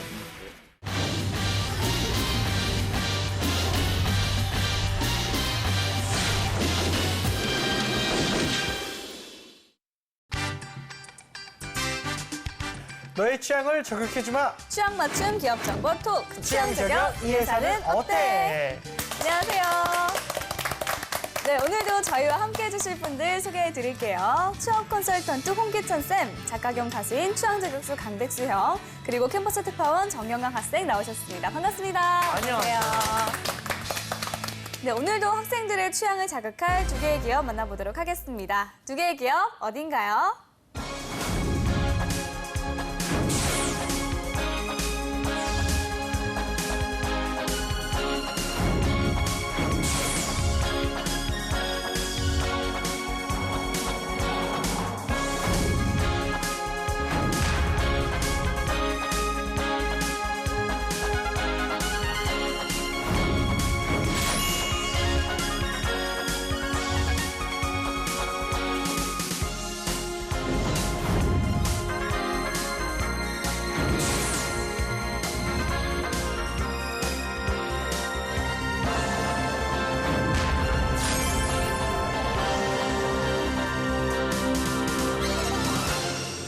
네, 한국 P&G와 애경산업입니다. 네, 그렇죠. 그 생활용품 전문 기업인데 두 기업에 대한 첫인상. 보미 아나운서는 어떻습니까? 저는 프링글스를 너무 좋아해가지고. 너무 좋아요, 저도. 너무 맛있어요. 프링글스가 P&G 네. 건 거 알아요? 알지 못했네요. 그래요? 진짜요? 전혀 생활용품이지 과자를 할 줄 몰랐네요. 네, 저는 그래서 프링글스 어머. 때문에 친숙해진 기업인 것 같아요. 알겠습니다. 우리 영원 학생이. 네, 저도 애경 같은 경우는 뭐 AK몰이나 백화점은 들어봤었지. 그렇죠. 일단 P&G 같은 경우는 제 또 초등학교 때 헤드앤숄더, 헤드앤숄더. 비듬 샴푸 이런 헤드앤숄더. 생필품으로 좀 인식이 많은. 기억나네. 어릴 때부터 비듬이 남달랐나 봐요. 그러게요. 네, 그때 좀 네. 특별했습니다. 우리 백수영은요? P&G 같은 경우에는요, 저는 지인 중에 그 밴드의 보컬을 하는 형인데요. 그 P&G를 퇴사하고 밴드를 하는 게 굉장히 이슈가 됐었어요. 멋있네. 그러니까 그 P&G라는 기업이 저는 제 입장에서 얼마나 대단한 기업이길래 여길 퇴사한 게 그렇게 큰 이슈가 될까. 복지가 잘 돼 있어서 네. 직원들이 나갈 일이 잘 없지 않나. P&G가 되게 많이 선호하는 기업이라고 들었어요. 알겠습니다. 그 홍쌤 그럼 그 생활용품 업계 현황은 좀 어떻습니까? P&G 같은 경우에는 전 세계 최고의 소비자 기업입니다. 네. 그 제품 라인업도 굉장히 많고요. 네. 아까 보미 씨가 얘기했던 프링글스. 근데 제가 사실 프링글스는 12년도 때 켈로그에 매각을 했어요. 켈로그. 근데 그만큼 라인업은 굉장히 많은 상황이고요. 아하. 우리나라 모든 그러니까 생필품 업계를 좀 시장을 어떤 식으로 나누냐면 우선은 샴푸하고 린스 시장이 있고요. 네네. 그다음에 이제 섬유 유연제 시장이 있고 네. 그다음에 이제 세탁 세제 시장이 있고요. 그다음에 주방 세제, 비누 뭐 이렇게 아주 세분화돼요. 네. 근데 사실 우리나라의 모든 시장에서 1등은 다 똑같은 회사입니다. LG생활건강이에요. 근데 우리가 이 회사는 이제 화장품 업계 때 이야기를 나눴으니까 근데 국내 기업들 말고 그럼 이제 더 시장을 세분화하게 해서 우리가 한번 바라보면 샴푸 시장에서 1등이 LG생활건강, 2등이 이제 아모레퍼시픽, 3위가 이제 애경이고 4등이 P&G예요. 그다음에 섬유 유연제 시장에서는 LG생활건강이 1등이고요. 2등이 이제 여러분들 빨래 피존 기억나실 거예요. 피존. 네네. 3등이 이제 P&G거든요. 그러니까 애경이라는 기업이 어찌 보면 이제 우리나라라는 특수한 시장에서 전 세계 최고의 소비재 기업과 또 우리나라의 전통적인 토종 기업이 좀 같이 경쟁하고 있는 상황을 여러분들 좀 느끼실 수 있을 겁니다. 알겠습니다. 자, 그러면 두 기업에 대한 학생들의 취향 알아보도록 하겠습니다. 자, 영원 학생 현장 취재는 어땠나요? 네, 제가 이번 주까지 딱 그 연극 공연을 준비하고 있어서 그 같이 연극 동아리 하는 친구들한테 취재를 해봤는데요. 네. 확실히 이제 두 기업 모두 뭐 2080 치약이나 오랄비 아니면 뭐 질레트 이런 생필품으로 많이들 떠올리는 그런 걸 볼 수 있었습니다. 네, 알겠습니다. 그럼 친구들의 이야기는 영상을 보고 얘기 나누겠습니다. 네, 안녕하십니까. 중앙대학교 받았는데요? 캠퍼스 특파원 정영환입니다. 오늘 캠퍼스 내 열기가 엄청 뜨거운 말도 안 돼요, 연극 동아리 지금 극장에 와 있는데요. 저희 대학생 친구들은 P&G와 애경에 어떤 인식을 갖고 있을지 지금 제가 한번 물어보도록 하겠습니다. 가시죠. P&G 대 애경 둘 중에 한 곳을 고르시다면 어디에 취업하시겠어요? 저는 애경 2080? 네. 2080이랑 뭐 케라시스? 네. 그런 것들은 이제 저희 집에서 항상 쓰거든요. 네네. 그래서 좀 더 친숙한 느낌이 있고. 저는 P&G요. P&G요? 네. 어떤 이유가 있을까요? 우선 제가 이제 P&G 제품을 많이 사용하고 있기도 하고 예를 들어서 막 우리 빨래하면 다운이 많이 쓰잖아요. 섬유유연제로. 네네. 다운이도 쓰고 그리고 그 겨드랑이 털, 다리 털 깎을 때 비너스, 네. 비너스, 그 질레트 비너스 또 쓰기도 하고 막 헤드앤숄더도 옛날에 막 유행해서 겨드랑이 털 얘기하니까 좀 웃긴 해요. 네. 안녕하세요. 얼굴을 가리셨군요. P&G가 외국계 회사라는 거를 고려했을 때 네. 그냥 언뜻 생각하기에는 P&G에 뭐 취직을 하겠다 이렇게 생각을 할 수도 있겠는데 네. 아무래도 알고 있는 친숙한 사전 정보가 애경이 좀 더 많아서 애경이 아마 취업을 먼저 우선적으로 하려고 시도하지 않을까요? 저는 아무래도 P&G요. P&G요? 어떤 이유가 있을까요? 뭔가 애경은 우리나라 기업인데 P&G는 외국 기업이잖아요. 네네. 그래서 뭔가 회사 규모도 좀 클 것 같고 외국 네. 글로벌한 느낌? P&G요? 어떤 이유가 있을까요? 그냥 애경 같은 경우는 제가 알기로는 애경 백화점이나 AK몰 이런 인터넷 쇼핑몰만 알고 있는데 P&G 같은 경우는 이제 페브리즈나 펜틴 뭐 이런 여러 가지 제품들을 이렇게 생산하는 곳으로 알고 있어요. 그래서 제품 구분이 정말 다양해요. 외국계 기업이기도 하고 그래서 좀 더 끌리는 곳은 P&G라고. 네, 학생들의 의견 들어봤습니다. 결과는 좀 어땠나요? 결과 어땠습니까? 네, 또 제가 이제 방학이 된 기념으로 팻말을 바꿔봤습니다. 멋있어. 자, 책자용으로. 결제를 열심히 했어요. 네, 결과를 먼저 보시면은 네, P&G 18표 대 애경 12표로 P&G가 좀 더 많은 표를 받은 걸 볼 수 있었습니다. 이 정도면 급여 받아야 되는데 성이 받아야 진짜 성이 너무 좋습니다, 진짜. 고마워요. 혹시 그 이유는 어떻게 생각하나요? 네, 일단 네네. P&G 같은 경우는요, 아무래도 글로벌 기업이다 보니까 좀 더 큰 규모 같은 느낌이 있었고요.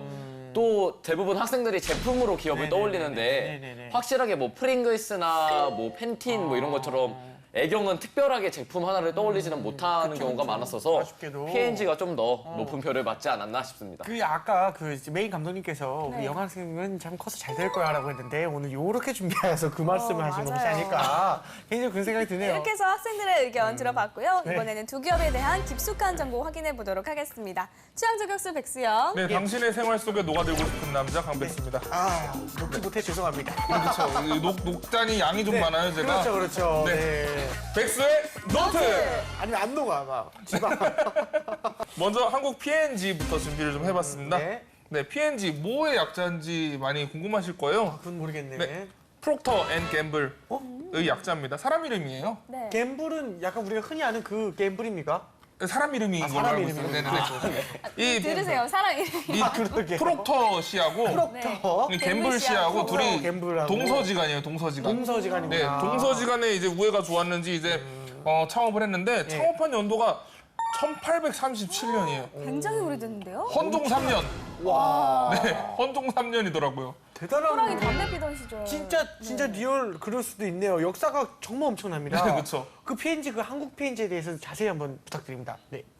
실제로 이제 P&G는 전 세계 최고의 소비재 기업이다 이렇게 얘기할 만큼 업력이 굉장히 오래됐어요. 그래서 1837년에 창업을 하게 되고 그다음에 뭐 남북 전쟁 뭐 이때도 이제 양초라든가 비누 같은 걸 공급을 하다가 1880년도 때 히트작이 나와요. 그래서 그 당시 이제 비누가 물에 가라앉아야 되는데 아주 가벼운 비누를 출시해서 물 위에 뜨게 됩니다. 그게 여러분들 알고 있는 아이보리 비누예요. 그러니까 이게 지금 1880년도 때 나왔으니까 이때 우리나라 이모군란 나고 뭐 그런 시기 90년대 정변이 있었던 시대. 있었죠. 그러니까 여러분도 아셨으면 하는 게 우리나라 기업들은 역사가 되게 짧아요. 그러니까 단시간에 굉장히 폭발적으로 성장했던 국내 기업들이고 이미 서방 선진 나라에는 이렇게 좀 오래된 기업들이 있습니다. 네, 알겠습니다. 그리고 한국 P&G도 꽤 많은 브랜드를 갖고 있는데요. 경쟁력이 어느 정도일까요? 실제 아까도 제가 모두에 잠깐 말씀드렸지만 이렇듯 정말 업력이 어마어마한 P&G인데 국내 시장에서는 사실 조금 입지가 약해요. 물론 이제 브랜드만 보면 뭐 다우니, 페브리지, 오랄비, 위스퍼, 그다음에 팬틴, 질레트, SK2까지 굉장히 다양하거든요. 그런데 아까 뭐 샴푸 시장에서도 국내 4위고요. 그다음에 섬유 유연제 시장에서도 3위고 생리대 시장에서도 유한 킴벌리가 뭐 국내 시장에서 거의 50% 정도를 점유하고 있기 때문에 여기서도 그다음에 LG생활건강 다음 3등이에요. 그리고 SK2도 뭐 일본 방사능 사건이 있고 나서부터는 예전만은 좀 못하거든요. 그래서 그런 부분들이 있어서 국내 시장에서는 좀 체면을 구기고 있다. 그래서 또 이제 더 큰 투자들이 있을 것 같다. 그렇게 이해하시면 되겠습니다. 알겠습니다. 자, 다음 장도 한번 볼까요? 자취를 해본 남학생, 특히 남학생이라면 이거 없이는 살 수가 없습니다. 바로 페브리즈입니다. 이것도 고깃집에서 필수인데. 그렇죠. 이 자취하는 남학생들은 이제 집에 가면은 페브리즈 냄새가 나는 게 가장 이게 긍정적인 현상이거든요. 그렇죠. 그리고 이제 저녁으로 주로 고기 먹기 때문에 네, 또 이제 고기 먹고 이제 페브리즈 뿌리고 하는데 근데 최근에 들은 청천벽력 같은 소식은 페브리즈에 이제 유해성 논란이 있다는 얘기예요. 근데 이제 저는 이제 논란이라고만 들었거든요. 확실한 건지 어떤 건지 잘 모르겠는데 이제 그 부분에 대해서 이제 취업 컨설턴트 홍기찬 선생님께서 자세하게 이제 설명을 좀 해주실 겁니다. 네, 알겠습니다. 한국 그 P&G 논란에 대해서 이제 전 성분을 공개하기로 검토하겠다 이제 이렇게 말씀을 해주셨는데 다국적 기업으로서는 이례적인 일이 아닐까 싶은데요. 실제로 이제 일부 전문가들 사이에서 옥시 사건이 있었기 때문에 뭐 페브리즈에 있는 일부 화학 물질들 뭐 그런 부분들이 유해할 것이다, 인체 유해할 수도 있다 이런 주장들이 나왔어요. 그래서 이제 환경부에서 P&G에게 성분 공개를 요청을 했고 이제 이루어지겠죠. 페브리즈도 우리가 그 이전까지는 항상 그런 생각을 하잖아요. 그러니까 옷에 뿌리는 거니까 늘상 우리가 공기 중에서 흡입할 수 있는 상품이니 당연히 검증이 됐겠다 이렇게 생각을 하는데 그렇게 믿었던 가습기에서 그런 어마어마한 안 좋은 사건들이 터졌잖아요. 그러니까 다시 한번 재고해 봐야 된다 이런 이미지가 있을 거예요. 그리고 페브리즈 상품은 마케팅에서도 많이 이야기가 돼요. 사실 저 상품이 초기에는 어떤 식으로 개발이 됐었냐면 미국 한국의 애견 산업, 그러니까 강아지들 많이 키우죠. 그러니까 냄새가 난단 말이에요. 그래서 그런 부분들을 이제 감추기 위해서 쓴다라고 이제 시작이 출시됐는데 그런 식의 컨셉으로 지금 이제 이 제품이 어마어마하게 성장을 한 건 아니에요. 그러니까 기존에 그런 필요성 때문만이 아니라 우리 집에 강아지를 키우지 않지만 그냥 언제든지 더 좋은 환경을 구축하기 위해서 좀 기분을 좀 높이기 위해서 그렇게 활용을 하죠. 그러니까 시장이라는 건 제품이라는 건 당장의 필요성만 있어서 매장이 증대되는 건 아니에요. 그러니까 또 다른 가치를 부여할 수 있는 그런 매개체가 돼야겠죠. 그래서 여러분들은 이제 상품 특징, 그러니까 그냥 다 성공하는 건 아니니 성공했던 이유들도 느끼고 그다음에 뭐 옥시 사건은 워낙에 크리티컬한 이슈이기 때문에 여러분들 좀 이해하셨으면 좋겠습니다. 알겠습니다. 그러면 이번에 애경 산업에 대해서도 한번 알아볼까요? 네, 애경 산업 이야기할 때 아까 학생들도 뭐 AK 백화점도 얘기하고 뭐 되게 많이 얘기를 했어요. 네. 애경 산업은 국내외 45개사, 무려 45개사를 거느린 애경 그룹의 모기업입니다. 홍쌤, 그 애경 산업에 대해서 자세히 한번 부탁드립니다. 애경 산업은 현재 매출 수준이 4,800억 정도 되거든요. 지난해 매출이 꽤 높고요. 영업이익은 또한 270억 정도 이제 자랑을 하고 있습니다. 그래서 애경이 이제 국내에서 지금 갖고 있는 브랜드를 보면 뭐 스파크, 트리오, 케라시스, 그다음 2080 치아, 뭐 한국인이라면 누구나 좀 알만한 오래된 상품들이죠. 그래서 합성 세제나 비누, 샴푸, 주방 세제, 화장품 이런 데서 사업 영역을 갖고 있는 회사라고 이해하시면 되겠습니다. 야, 이 명절 때 이거 뭐 애경 그룹 없으면 난리 나겠습니다. 예, 진짜로. 네, 맞아요. 이 애경그룹의 모기업이라고 했는데 그룹 내 입지 어느 정도일까요? 실제로 지금 애경에 상장되어져 있는 회사들을 보면 그룹 토탈 매출이 한 6조 정도 되거든요. 그래서 상장사가 첫 번째가 이제 그 애경 유화가 있습니다. 그래서 이쪽이 이제 화학 산업을 담당을 하고 있고요. 그다음에 두 번째로 상장돼 있는 회사는 이제 여러분들 제주항공 아시죠? 여기가 이제 애경 겁니다. 그래서 여기도 이제 매출이 한 6천억 정도. 그리고 이제 애경 산업 매출이 한 5천억 정도. 이렇게 해서 정말 다양한 또 유통 산업도 같이 진행을 하고 있고요. 그래서 그리고 이제 애경 그룹의 특징 중에 하나가 아주 대표적인 우리나라의 여성 리더십, 그러니까 여성 CEO, 그 장영신 그 애경 그룹 회장, 이분 여성분이시거든요. 그래서 71년도부터 애경을 이끌어 왔어요. 그래서 좀 사업 영역을 굉장히 넓혀서 지금 연매출 6조 원 정도의 중견 그룹을 이제 만들어냈다. 그렇게 이해하시면 되겠습니다. 아, 알겠습니다. 그 백설 노트 그럼 다음 장면 봐볼게요. 그 아까도 잠시 언급이 됐지만 가습기 살균제 사건, 애경 그룹도 연관이 있다 이런 얘기들이 있어요. 아, 이 애초에 애경은 이 가습기 살균제 사건에서 재해가 됐었던 거가 이유가 있나요, 혹시? 이유는 그겁니다. 사실 옥시 다음으로 가장 많은 피해자를 배출한 혐의를 받고 있는 게 애경인데 애경은 그 상품을 제조하지 않았어요. 그럼 실제로 제조는 어디가 제조는 SK케미칼 쪽에서 이루어졌고 판매를 대행했거든요. 근데 요즘 보면 유통업체들, 마트들도 굉장히 비난을 많이 받았었던 게 사실이에요. 그러니까 당연히 어느 정도는 책임이 있겠죠. 근데 옥시처럼 구체적으로 도의적 책임을 다하지 않고 물건을 만들었던 건 아니기 때문에 지금 SK케미칼도 어찌 보면 책임의 소지가 있고 또 이제 애경도 이 책임 으로부터 자유로울 수는 없어요. 그래서 애경 내부적으로는 검찰 조사의 결과에 따라서 나중에 뭐 구상금이라든가 모든 책임들 다 지겠다 이렇게 지금 공표는 해놓은 상황입니다. 알겠습니다. 네, 이번에는 그 학생들의 궁금증 한번 만나보겠습니다. 화면으로 만나보시죠. 요즘에 어떤 부류에서 조금 집중을 해갖고 그 기업이 나아가고 있는지 그런 것들에 대한 정보가 조금 더 있으면 우리가 이제 취업을 준비할 때 그쪽으로 진로를 선택할 때 조금 더 기업을 선택할 때 도움이 될 것 같아요. 국산품 쓰라고 많이 그러잖아요. 아, 네, 그쵸. 네, 근데 국산품, P&G 코리아도 뭐 외국 기업이잖아요, 아무래도. 그쵸. 코리아긴 해 또. 질레트 뭐 그런 거 헤드앤숄더 되게 많잖아요. 그래서 그거를 쓰는 것도 뭐 국산품이 아닌 것을 쓰는 거에 해당되는지 좀. 최근에 그 옥시 사건 있었잖아요. 그쵸. 근데 그것 때문에 이제 P&G랑 공동업계로서 이제 경쟁을 하는데 그 사건이 있은 이후로 이제 그러니까 매출의 변화가 있거나 그 수익의 변화가 있었는지. 망연수를 많이 가는데 이렇게 그 지원을 하면 판단을 하시는 분들이 망연수를 이 학생이 언제 갔다 왔다, 어딜 갔다 왔다, 얼마나 갔다 왔다, 뭐 이런 거를 어떻게 판단을 하고 그 채용을 하는데 기준이 되는지 그런 것들이 되게 좀 궁금하긴 합니다. 좀 애매하죠. 갔다 온 출국 검사를 하는 것도 아니고. 네, 학생들의 궁금증 들어봤습니다. 어떤 질문들이 있었죠? 네, 일단 기업적인 측면에서는 먼저 나온 게 두 기업 다 생활용품 기업이잖아요. 네. 그러면은 P&G와 애경은 우리나라에서 생활용품 중에서도 어느 분야로 각각 특기를 밀고 전략을 짜고 있는지 그거에 대한 궁금증이 좀 있었습니다. 그러니까 아까 나왔던 순위도 제가 말씀드렸으니까 각기 회사들이 어디에 강점을 갖고 있는지는 아실 것 같고요. 근데 이 상품들의 특징이 뭘까요? 그러니까 뭐 샴푸, 그다음에 세제 이런 특징들은요. 마케팅이 정말로 중요해요. 그러니까 P&G가 뭐 전 세계에 있는 기업들 중에 마케팅 비용을 가장 많이 쓰는 기업 중에 하나이고요. 그다음에 또 마케팅을 가장 잘하는 회사 중에 하나입니다. 그러니까 여러분들 P&G 마케팅의 원스텝은 뭐냐면 현재 나의 위치 파악이에요. 그러니까 고객을 먼저 아는 것이 아니라 나를 정확하게 알아야 돼요.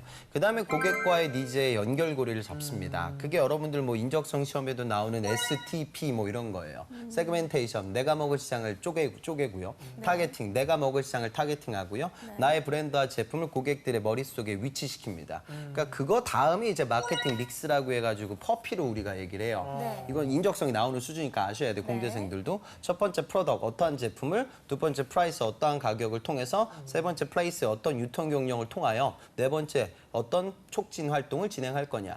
그러니까 여러분들은 광고만 생각하잖아요. 그러니까 광고는 이 퍼피의 프로모션의 일부에 지나지 않아요. 그러니까 도대체 이렇게 이번에 우리가 새롭게 출시하는 화장품이 어떠한 고객에게 어떤 가격과 어떤 특징과 어떤 유통, 어떤 광고를 내가 진행해야 될 것이냐. 그 전략이라는 건 그냥 나오는 게 아니라 꼼꼼한 나에 대한 이해와 제 고객에 대한 분석에서부터 시작이 돼요. 그래서 이런 소비재 기업들은 마케팅을 요즘 또 빅데이터가 굉장히 큰 이슈이기 때문에 옛날에는 이제 쉽게 말해 통찰력, 인사이트를 활용해가지고 마케터들이 일을 했지만 이제는 다 데이터를 분석해가지고 일을 하고 있어요. 그냥 기존에 있는 시장을 뺏어온다라기보다 소비자들이 그간 필요하지 않다고 생각했던 상품을 그냥 만드는 거죠. 시장 개척 활동이에요. 그래서 그런 노력들을 지금 내부적으로 또 계속 추진하기 위해서 노력 중일 겁니다. 알겠습니다. 또 다른 질문 있으면 한번 해볼까요? 네, 그럼 이제 P&G 코리아의 측면에서 봤을 때 어쩌면은 P&G는 우리나라 기업이 아닌 본사가 외국에 있잖아요. 근데 P&G 코리아라는 이름으로 우리나라에 들어와 있는데 그럼 이 기업에서 매출이나 이런 거를 우리나라의 매출로 볼 수 있는 건지 그 국산품을 이용하자 뭐 그런 얘기가 나왔을 때 P&G 제품을 사면 그러면 국산품을 쓰는 것이냐 이런 질문이 나왔는데 그거에 대해서 어떻게 생각할 수 있을까요? 그러니까 세계화가 돼 있기 때문에 이렇게 생각하시면 돼요. 그러니까 지금 수입 맥주들도 국내에서 생산되는 거 많거든요. 그러니까 국내에서 만약에 생산이 되는 P&G 상품이다. 그리고 P&G에서 업무 진행하는 종업원들이 한국 사람이 뭐 월급이 이제 국내 GDP에 잡히잖아요. 그러니까 이제는 GDP를 보죠. GNP는 잘 안 봐요. 그러니까 뭐냐면은 GDP라는 것은 국내나 대한민국이라는 땅덩어리 내에서 만들어진 부가가치들의 합이고 이 GNP라는 개념은 한국 사람들이 벌어들이는 그 부가가치 합이라는 개념이에요. 쉽게 말해서. 근데 이제는 세계화돼 있기 때문에 뭐 우리나라 기업들이 국내 투자하지 않고 해외에 투자를 하게 되면 그건 우리나라의 국부하고 직접적으로 연결은 안 돼요. 그래서 외국계 기업들이 국내에 다양하게 투자라는 게 우선은 좋은 건 사실입니다. 근데 문제는 이제 장기적으로 봤을 때 P&G가 국내 시장에만 비즈니스를 진행하고 있는 건 아니니 애경은 여기 안에도 투자를 많이 할 수밖에 없어요. 죽으나 사나 한국 기업인데. 근데 P&G는 만약에 지금 국내 시장에서 이렇게 상황이 안 좋으면 여기 조직을 싱가포르나 일본으로 물론 그럴 가능성이 희박하겠지만 그럴 가능성도 충분히 존재는 하거든요. 그래서 그런 부분들을 보면 반반에 그러니까 맞는 부분들도 있고 아닌 부분들도 있다. 이렇게 반반 정도로 이해하시는 게 맞을 것 같습니다. 알겠습니다. 또 영상을 보니까 학생들이 옥시 사태에 민감해하는 것 같은데 옥시의 위기로 두 기업에는 좀 어떤 영향이 있을지도 궁금한데요. 실제로 저도 한번 조사를 좀 해보니까요. 티몬에서 조사를 했었더라고요. 그래서 옥시의 파워크린이 그 사건이 벌어지고 나서 한 49% 정도 매출이 떨어졌어요. 그런데 그 상황들 속에 LG생활건강의 슈퍼타이 같은 상품들은 한 40%씩 또 증가를 했었고요. 그다음에 옥시의 에어위기라는 이 상품이 53% 방향제 부분인데 다운될 때 또 페브리징이 25% 증가됐었죠. 그러니까 단기적으로는 당연히 이익을 얻어요. 그러니까 지금 옥시 사건의 최대 수혜주가 애경도 될 수 있고 LG생활건강도 될 수 있겠죠. 하지만 또 장기적 관점에서는 글쎄요. 저는 드러났긴 옥시가 드러났지만 그런 리스크라는 건 다 갖고 있었을 것 같아요. 그래서 그런 부분들을 또 개선하기 위한, 계도하기 위한 투자가 또 벌어지겠죠. 그리고 생필품 자체에 대해서 이제 이제 고객들이 굉장히 이제 좀 까다롭게 보는 눈들이 많아졌을 거예요. 네. 그러면 또다시 그 고객들을 설득해가지고 물건을 판매할 수 있는 마케팅 프로세스가 더 다각화되고 고도화되어야 하겠죠. 그러니까 그런 좀 투자 계획이라든가 또 까다로워지는 부분들도 있다. 단기적으로는 반사이익을 얻지만 장기적으로는 오히려 더 힘들어질 수도 있기 때문에 위기라고 생각을 하는 게 맞다. 그렇게 보는 게 좋을 것 같습니다. 아유, 알겠습니다. 백승 기발한 질문 하나만 해주세요. 네, 기발한 질문을 하고 싶은데요. 네. 아무래도 제일 궁금한 게 이거라서 어쩔 수가 없습니다. 어떤 겁니까? 네, 연봉이 어떻게 되나요? 그렇죠. 특히 P&G 같은 경우에는 너무 궁금해요, 진짜. 그건 진짜 궁금해요. 외국 기업이라 뭐 자료도 우리가 이게 그렇게 좋다고 쉽게, 하니까. 그렇죠. 어느 정도 그러니까 매출 정보도 막 정확하게 공시가 안 되는데 지금 네. 추정치를 좀 보면요. 외국계 같은 경우에는 또 이제 그 인사고과 관련돼서 연봉이 많이 연동이 돼요. 그래서 네. 우리가 정확하게 알 수는 없지만 16년도 이제 사원급 연봉 평균치를 보면 P&G가 한 3,500 정도 수준이고 애경이 한 3,000 정도 수준이니까 P&G가 좀 국제적 입지가 높고 브랜드 가치가 있기 때문에 조금 더 높은 수준이다. 이렇게 보시면 되겠습니다. 네. 알겠습니다. 우리 영환 학생 질문 좀 더 없을까요? 그럼 이제 취준생 입장에서 뭐 어떤 기업이든 취업을 하는 과정에 있어서요. 그 준비하는 스펙의 분야에서 특히 어학연수가 대학생들이 가장 얘기가 많이 나오는데요. 그렇죠. 근데 그 이 어학연수라는 게 뭐 저희가 뭐 취득한 거를 확인하는 것도 아니고 그 나라에 가서 무엇을 했는지도 기업에서는 알 수 없는데 이게 과연 실질적으로 그 어디서 이 나라에서 얼만큼 공부를 했다 이런 게 반영을 기업에서는 어떻게 받아들이는지 그거에 대한 궁금증이 상당히 많았습니다. 그러니까 뭐 어학연수를 가는 이유가 뭔지 생각을 해보면 되겠죠. 그러니까 첫째는 이제 당연히 어학이고요. 두 번째는 글로벌 마인드예요. 근데 문제는 이제 이럴 때는 더 꼬여요. 그러니까 연수를 뭐 아주 비싼데 뭐 영국 같은데 되게 오래 갔어요. 실제로는 한 6개월은 논 거예요. 그래서 한 1년 반 정도 갔어. 그런데 토익이 900이 안 넘어. 그리고 어학도 뭐 IM3야. 그러면 이거 나중에 면접장 가서 또 요거도 먹어요. 근데 어찌 보면은 영어 실력이 더 중요하죠. 이런 친구들은 경우에 따라서는 연수 기간을 줄여야 할지도 모르겠어요. 왜냐면 그렇게나 돈 투자해서 오래 갔는데 이거 국내에서 공부하는 친구들도 이 정도는 획득을 하는데 너 어떻게 생각해? 그럼 또 애들도 면접장 가서 이상한 소리 하거든요. 점수가 실력을 대변하진 않습니다. 맞습니다. 그럼 이제 질문 또 들어와요. 그 영어로 자기소개 한번 해봐요. 헬로 뭐 이러고 집에 오는 거예요. 그러니까 전체적으로 이제 중요한 거는 연수 기간이 중요한 게 아니라 나의 실력이고 내 경험의 유무죠. 글쎄요, 뭐 연수 가실 분도 가셔야 될 거예요. 그런데 예를 들어 내가 연수를 가더라도 그냥 어학만 한다고 이렇게 생각하지 마시고 물론 뭐 여행도 소중하겠지만 거기 현지에 있는 기업들 좀 열심히 레주메 돌려가지고 인턴 경험도 좀 해보고 그래서 어학 실력만 높이는 것이 아니라 진짜 그 지역을 이해하기 위해서는 여행도 중요하겠지만 거기 있는 고객들 상대로 내가 소통을 진행해 본다. 거기 있는 현지 다양한 문화권, 언어권, 종교권에 있는 사람들과 같이 내가 팀 과제를 진행해 본다. 뭐 그런 노력들이 중요할 거 아니에요. 그래서 여러분들은 단순 기관이라든가 국가 이런 데 포커스 맞추지 마시고 과연 내가 이 이력을 나중에 그분들한테 어떻게 설명해 드려야 할까? 그러면 그분들이 나의 이야기를 듣고 나를 뽑고 싶어 할까?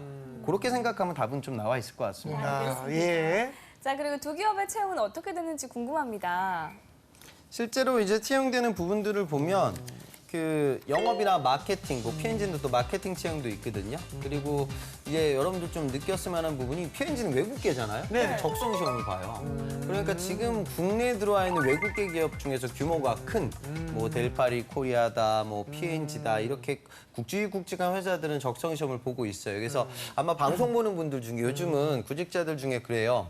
여성 문과 학생들의 특징이 백화점을 좋아하고 P&G를 좋아해요. 네. 그리고 이 학생들의 특징은 뭐냐면 수리추리 시험을 되게 싫어해요. 그런 공통분모를 활용해가지고 외국계만 쓰는 친구들이 있는데 그거는 그 외국계 기업들도 이제 슬슬 점점 이런 횡전계 되고 있는 인적성의 리스크가 있고 또 외국계 기업들은 사실 경력직을 또 선호하는 것도 사실이에요. 네. 그래서 그런 부분들 생각하면 올인할 만한 포지션은 아니거든요. 그래서 민간 기업들과 하고 같이 경쟁을 해야겠죠. 알겠습니다. 예, 이외에도 이제 두 기업에 대한 한 갈의 소문 카더라 알아보겠습니다. 백수영. 네, 많이들 이제 P&G에 대해서 궁금해하시는 것 같아서 네, 그렇죠. P&G 위주로 좀 준비를 해봤어요. 네. 한국 P&G는 서류 전형 단계에서 온라인 테스트를 한다. 카더라. 카더라. 사실인가요? 아까 제가 말씀드린 그 적성 그리고 뭐 인성 검사 뭐 이런 장르들인데 이거를 이제 오프라인으로 볼 때도 있지만 요즘 기업들이 온라인으로 볼 때도 있거든요. 그래서 온라인으로 볼 때는 또 이제 어떤 친구들은 뭐 또 뭐 누구 자기 불러다가 막 집에서 같이 풀고 뭐 이런 친구들이 있는데 저는 별로 추천하지 않는 건 이제 인성 관련된 평가도 이루어지는데 남의 인성으로 여러분들 표현할 수는 없잖아요. 네. 또 그런 부분들을 또 면접장 가서 평가받게 되고 또 마킹을 이제 다른 기준으로 하게 되면 신뢰성이 떨어질 때가 더 많아요. 그래서 그런 부분들 좀 정직하게 대응을 하셨으면 좋겠습니다. 알겠습니다. 자, 또 다른 카드라도 한번 알아볼까요? 네, 아까 잠깐 언급해 주셨는데요. P&G 같은 외국계 기업들도 인적성을 본다 카더라. 인적성 이야기가 많이 나오는 것 같은데요. 그러니까 이렇게 좀 고민을 해요. 그러니까 난 P&G에 가고 싶은데 P&G 인적성을 공부를 해야 되는데 자료가 없어, 책이 없네. 그럼 이제 공부를 못 하겠다. 이렇게 어리석게 판단하면 안 돼요. 왜냐하면 지금 기본적인 적성은 어떠냐면 언어, 수리, 추리. 이건 거의 다 똑같아요. 정부 NCS도 비슷하고요. 그다음에 시각적 사고, 직무상식으로 출제가 돼요. 직무상식은 또 경제, 경영, 과학, IT, 역사, 중국사는 나오는 기업은 많지 않아요. 근데 국사까지는 많이들 출제가 돼요. 이런 것들을 해야 되는데 이런 부분들은 기업들의 언어 수리 추리의 장르에 큰 차이는 없어요. 근데 여러분들이 그러면 이제 무슨 책으로 해야 될지 모르는데 그런 것들이 이제 좀 시험장에 갈 수 있는 확률이 높은 기업으로 그러니까 주로 삼성 베이스로 많이들 준비를 해요. 왜냐하면 또 출제 범주가 넓거든요. 그래서 그런 식으로 지금서부터 준비를 좀 해놓으셔야 돼요. 그러니까 무슨 소리냐면 P&G 적성 시험장에 가서 나하고 경쟁할 친구들은 삼성전자 영업 마케팅 안 그러면은 제일기획 캠페인 이런 직군에서 인적성 시험을 준비했던 친구들하고 또 여기서 또 붙는 거예요. 책 규모는 적지만. 그래서 적성 경쟁력이 올라가지 않으면 취업이 안 되거든요. 그래서 저는 실전에서 좀 아까운 부분들은 그거예요. 전공 공부 영환이 학생처럼 정말 열심히 해요. 그다음에 뭐 대외 활동도 하고 인턴도 하고 서포터 조조하고 아르바이트도 오랫동안 했어. 그런데 그까짓 거 국사 몇 개 흔들려가지고 그까짓 거 산수문제 몇 개 못 풀어서 떨어지면 안 되잖아요. 그죠? 그러니까 그런 원래 공부하라고 만든 시험은 아닌데 대한민국 모든 시험이 그렇듯 경쟁자들이 공부하면 공부 안 하면 여러분들 밀릴 수밖에 없어요. 그래서 9월 시즌을 좀 대비하는 여러분들이다. 그러면 당연히 지금 하고 있어야 됩니다. 그렇죠. 알겠습니다. 네, 이렇게 해서 지금까지 한국 P&G와 애경 산업에 대해서 이야기 나눠봤는데요. 두 기업 중에 어떤 기업이 학생들의 취향에 맞는지 한번 알아볼까요? 네, 사실 이전까지 익숙한 거는 P&G가 더 익숙했는데 그렇죠. 오늘 방송을 하면서 저는 이제 제가 취업을 하게 된다고 가정을 했을 때는 이제 P&G 같은 경우는 이미 세계의 자리를 충분히 잘 잡고 있잖아요. 근데 또 애경 같은 경우는 우리나라에서 P&G가 1위를 못하고 애경이 자리를 잡을 만큼 우리나라 고객들에게 입맛에 맞는 그런 전략들을 잘 짜는 걸 봤을 때 이런 전략들을 그 해외 시장에서도 각 그 사람들한테 맞는 전략을 맞춰서 좀 더 이제 기업이 P&G에 비해 오래되지도 않았으니까 점차 글로벌 시장을 펼쳐나갈 수 있는데 제가 뭔가 기여를 할 수 있다면 애경그룹으로 저는 가고 싶습니다. 네, 알겠습니다. 성의 있는 답변 감사합니다. 백수영님은? 우리 기업 손을 들어주고 싶죠. 근데 그 예전에도 비슷한 얘기를 한 적이 있는데요. 기업의 도덕성이라는 문제는 굉장히 중요한 부분인 것 같아요. 중요합니다. 예를 들면은 그 가습기 살균제 사건으로 인해서 이 피해자분들이야 뭐 당연히 고통을 많이 받으셨겠죠. 근데 이거를 내 손으로 홍보한 그 직원들의 입장에서 한번 생각을 해봤어요. 그분들은 정말 아무것도 모른 채로 죄책감을 느끼게 돼 버렸을 것 같아요. 그래서 저는 이 문제에 대해서 확실한 이제 사후 처리가 다 이루어지지 않으면 그럼 결코 저는 이 기업에 손을 들어줄 수 있는 입장은 되지 않을 것 같아요. 그래서 저는 지금으로서는 P&G의 손을 들어주고 싶습니다. 알겠습니다. 자, 마지막으로 이제 두 기업에 대한 그 취업하기 위한 그 신의 한 수, 홍쌤의 꿀팁 한번 부탁드립니다. 그러니까 향후 미래 비전으로 삼고 있는 건 글로벌 시장에 나아가는 거죠. 여러분들 해외여행 가면 삼성전자 휴대폰 보고 현대자동차 자동차를 보는데 안타깝지만 우리나라 소비자 제품들이 많진 않아요. 그걸 그나마 좀 성공시켰던 아모레퍼시픽이 그래서 요즘 각광을 받고 있는 거거든요. 그래서 제2, 제3의 아모레퍼시픽이 나와야 하고 또 그런 부분들에 있어서 오늘 우리가 얘기했던 애경도 좀 선봉장이 됐으면 하는 개인적 바람이에요. 그러니까 그런 메머드급 글로벌 기업의 그런 진입을 차단시킬 수 있었던 이유가 과연 무엇이었을까에 대한 여러분들의 고민 또 그런 기업들이 역으로 이제 글로벌 시장에 나아가기 위해서는 또 어떤 구심체가 필요하다는 노력. 그러니까 싸워지는 장소가 달라지는 거거든요. 달라지는 장소들 속에서의 전략이 어떻게 차별화돼야 될까? 그 얘기를 여러분들이 자소서나 면접장에서 좀 접근을 할 수 있다 치면 여러분들이 그런 생필품 기업들과 조금은 가깝게 내가 다가설 수 있다. 네, 그렇게 생각을 하시면 좋을 것 같습니다. 네, 알겠습니다. 자, 오늘 취향 저격은 여기까지 하고요. 저희는 다음 이 시간에 찾아뵙도록 하겠습니다. 감사합니다. 감사합니다.